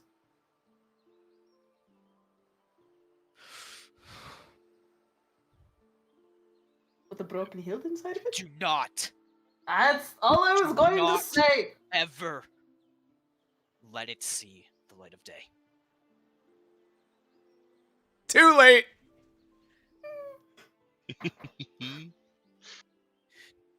More than that, do not ever look into its gemstone. Oh boy. Too late. It will feed on your soul, and it will grow stronger from it.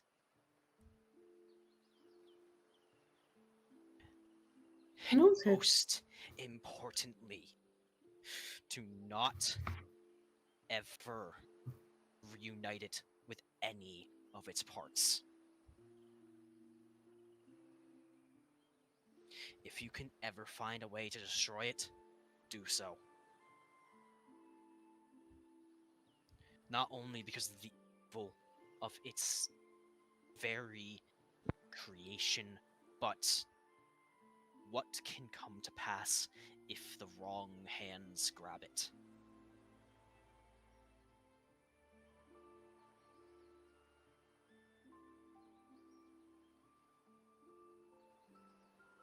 That weapon was strong enough to kill a god at their strongest.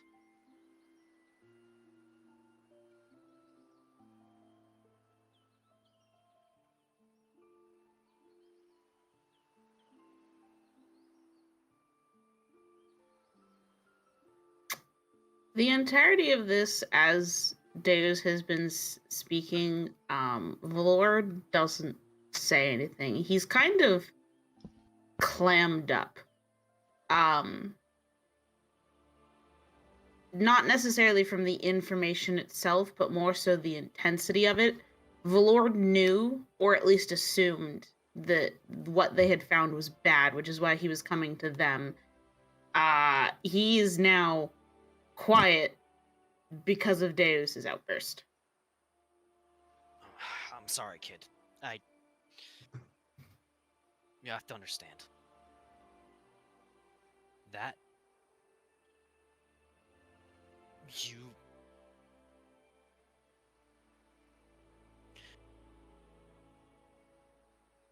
It's more than dangerous. If it's ever completed, if it's ever brought back to its full form, that artifact has the power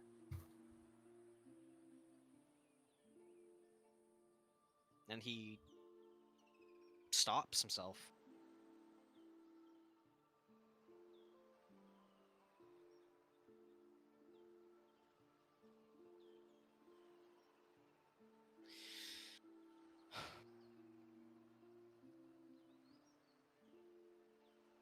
How much do you know about it?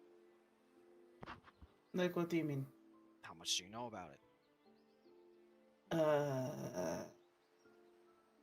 You said you went there with a nerd. Yes. He had two names for it.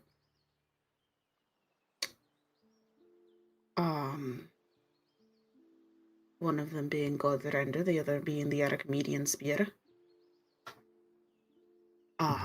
He talked about its, at least for what they knew, its general use in the war. The fact that it could kill gods was something he did mention, because it is something that they have assumed for a while. I don't think there was any more than that. Well, there is one more name for it. Uh-huh. Blasphemer. Ah.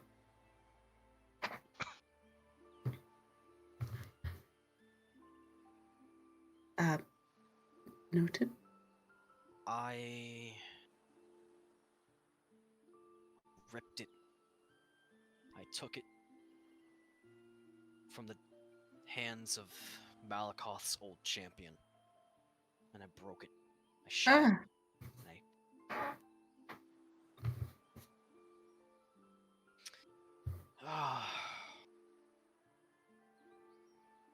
Nero's wings.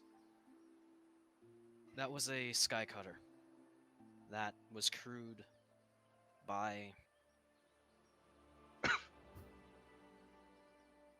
the four who would eventually save your world. Oh. I entrusted the hilt to them in hopes that they would find a place to put it that it would never see the light of day.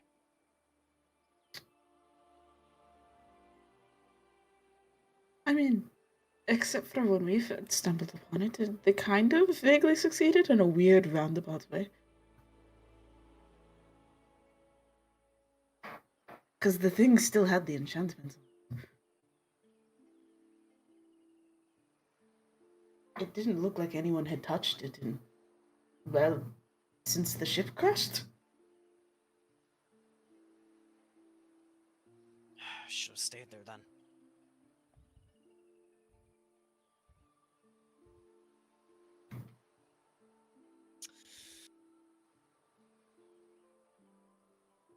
Fuck.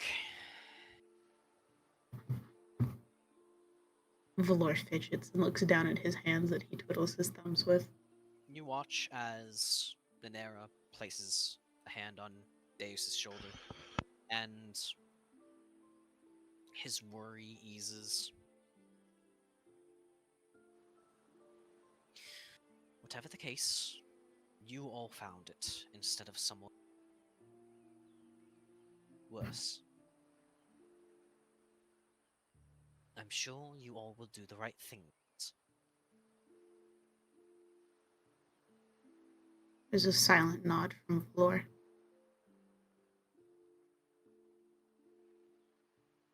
Tell me, is there anything else you wanted to discuss?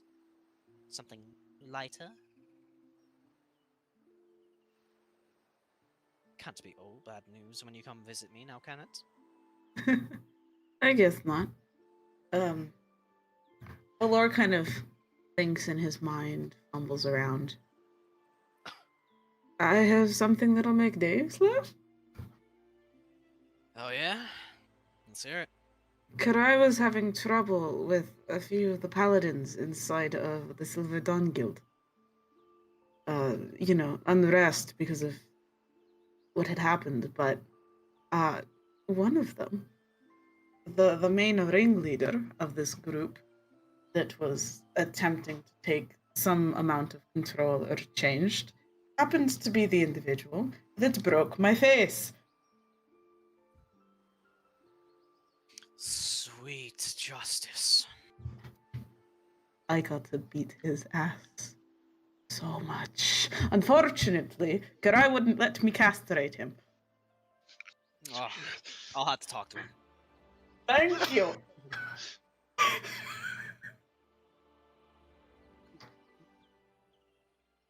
I just imagine it. Now, son, you should let your boyfriend castrate people.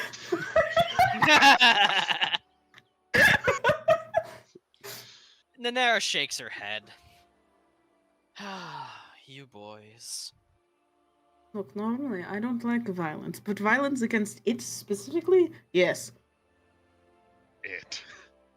No, but can we talk about how I was having the same exact thought in my head, Buzz? Like 5 seconds before you voiced it. Like, not entirely verbatim, but basically what you said. Valor after that point will, after the little bit of the tension breaker with the, I got to beat the man who broke my face, starts just kind of talking about the different things that have happened, since they returned.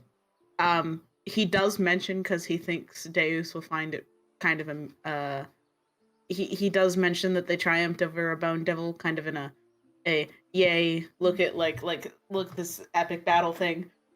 He does mention a couple of the other things that are not as battle oriented for Nanera's sake. He tries not to mention the fact the bone devil speared him through the stomach.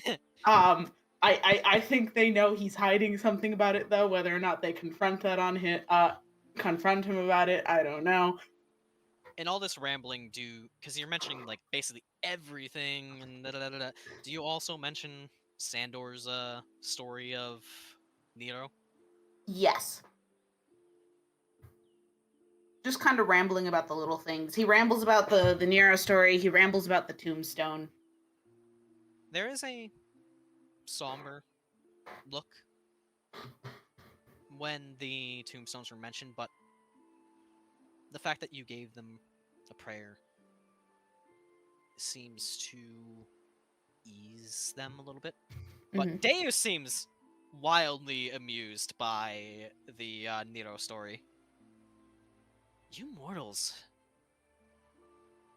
You guys really need to keep better track of history. That's funny, though. Hard because of your fucking war. What's Jesus. is it? Shut up! Stop taking my brain cell, Buzz! I'm a radical! Is that something that's based on then? Well, so Nero does mean little hope, Mm-hmm. and his white feathers do come from when he was resurrected, Mm-hmm. but he was my companion from the very beginning. When I died, Nero died with me. I mean, it's possible that Nero's spirit gave me my wings, but to my knowledge, he never actually sacrificed himself. And I certainly wouldn't want him to. Mm-hmm.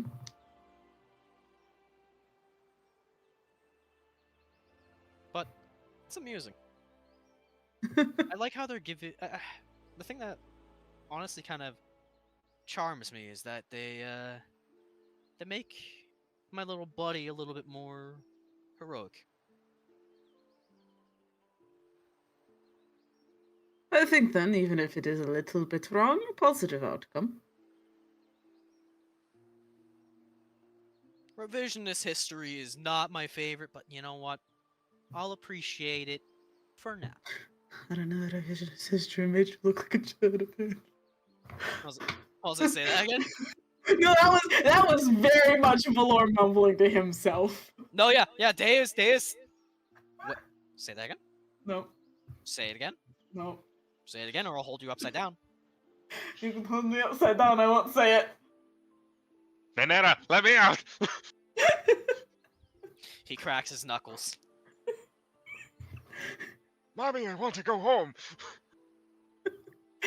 Valor very stubbornly keeps his mouth shut. Did you? What did they do to me? What did they make me look like? I said that in a really dumb way. I don't want to repeat myself. What did they make me look like, Valor? Nothing bad. You're just...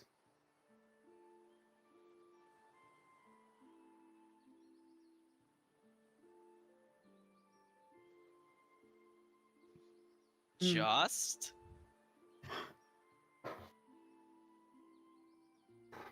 How do I explain this? You see, like, Nadera is... She's giggling. She's giggling up a storm. They don't quite remember what you look like. What? But I have such an iconic look! You do. I'm not saying they don't necessarily know what your face looks like. I'm saying they don't remember how tall you were. They make me a halfling? Oh! If anything, they made you larger. Well, that's just rude! They gave you maybe about a foot and a half of height and made you twice as broad. Okay, listen. I have a cute and charming physique. You're a god of war, dear. I don't think they want a cute and charming physique for a god of war. Well, then maybe they should sack up and deal with it! They have.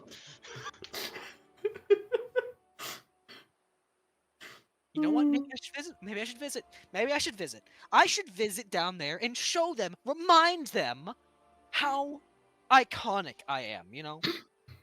Dear, you know you can't do that. That would blow over so well. Next, Valor, you're an artist. You're an artist. Yes. I want you to do me a favor, alright? I want you to do me a favor, Valor. Okay. I want you to reveal to everyone that you're a god chosen. No, Deus! And I want you to paint me. I want you to paint me, and I want you to show them me. Because they need to get it right. Deus, no. Deus, I'll make you a deal. If it ever ends up coming out that I am one, not by my own accord, but maybe for some other reason, or I'm forced to. After that happens, then I'll do it. Deal. He holds out his hand. He holds out his hand. Valor shakes it. You make a pact with the god of war. You have now been bound. Cast Gios on you. I look at the net. You know for a fact this is going to be really funny. I'm not going to reveal myself to do it, but if it happens, I'm obligated to do this. It's going to be funny. I'll let you two have your fun as long as it happens naturally instead of you causing a great scene. I have class, thank you. Listen. Love the eternal light of my entire life, my one true other half of my soul. This needs to happen. He doesn't have to reveal it, but if it gets revealed, Just do the painting now, and then when it's fucking revealed, you just be like, hey, here it is.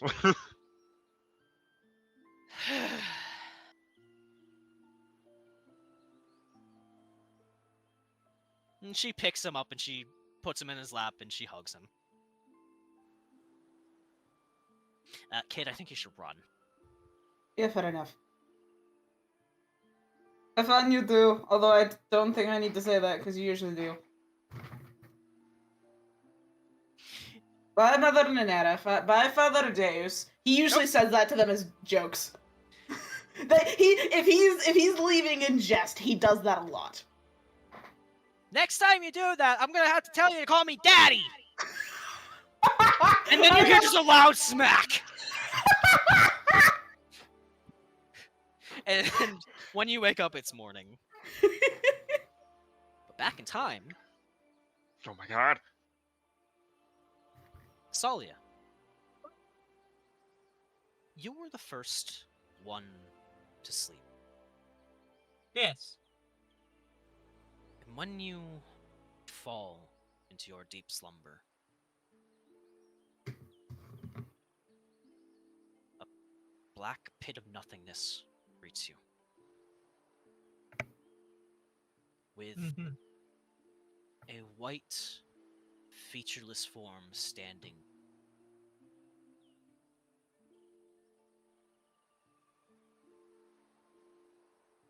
I've been through a lot today or the past 100 years.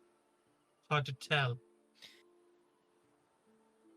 As you speak, they take a few steps forward, and with each step, it's like a veil is being pushed back along their form as features come into focus.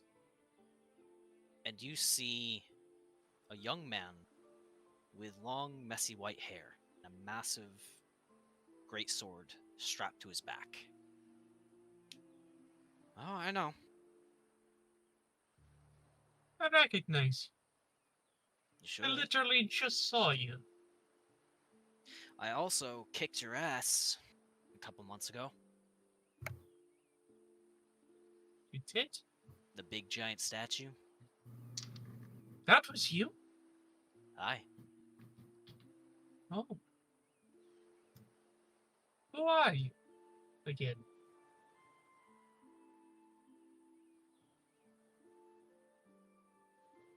I am your predecessor.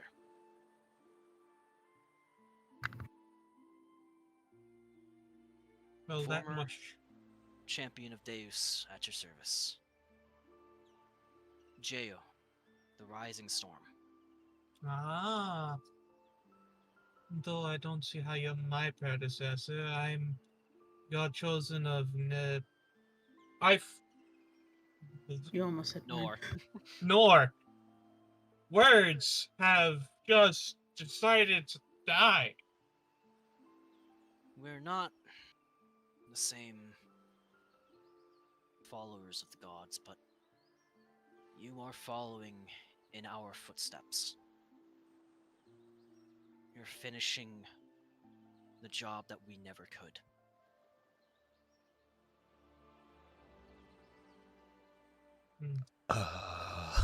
We have a lot to discuss. Well, I have 8 hours of time. And that's where we'll end session. Yes. Cliffhanger. Nice. Ah.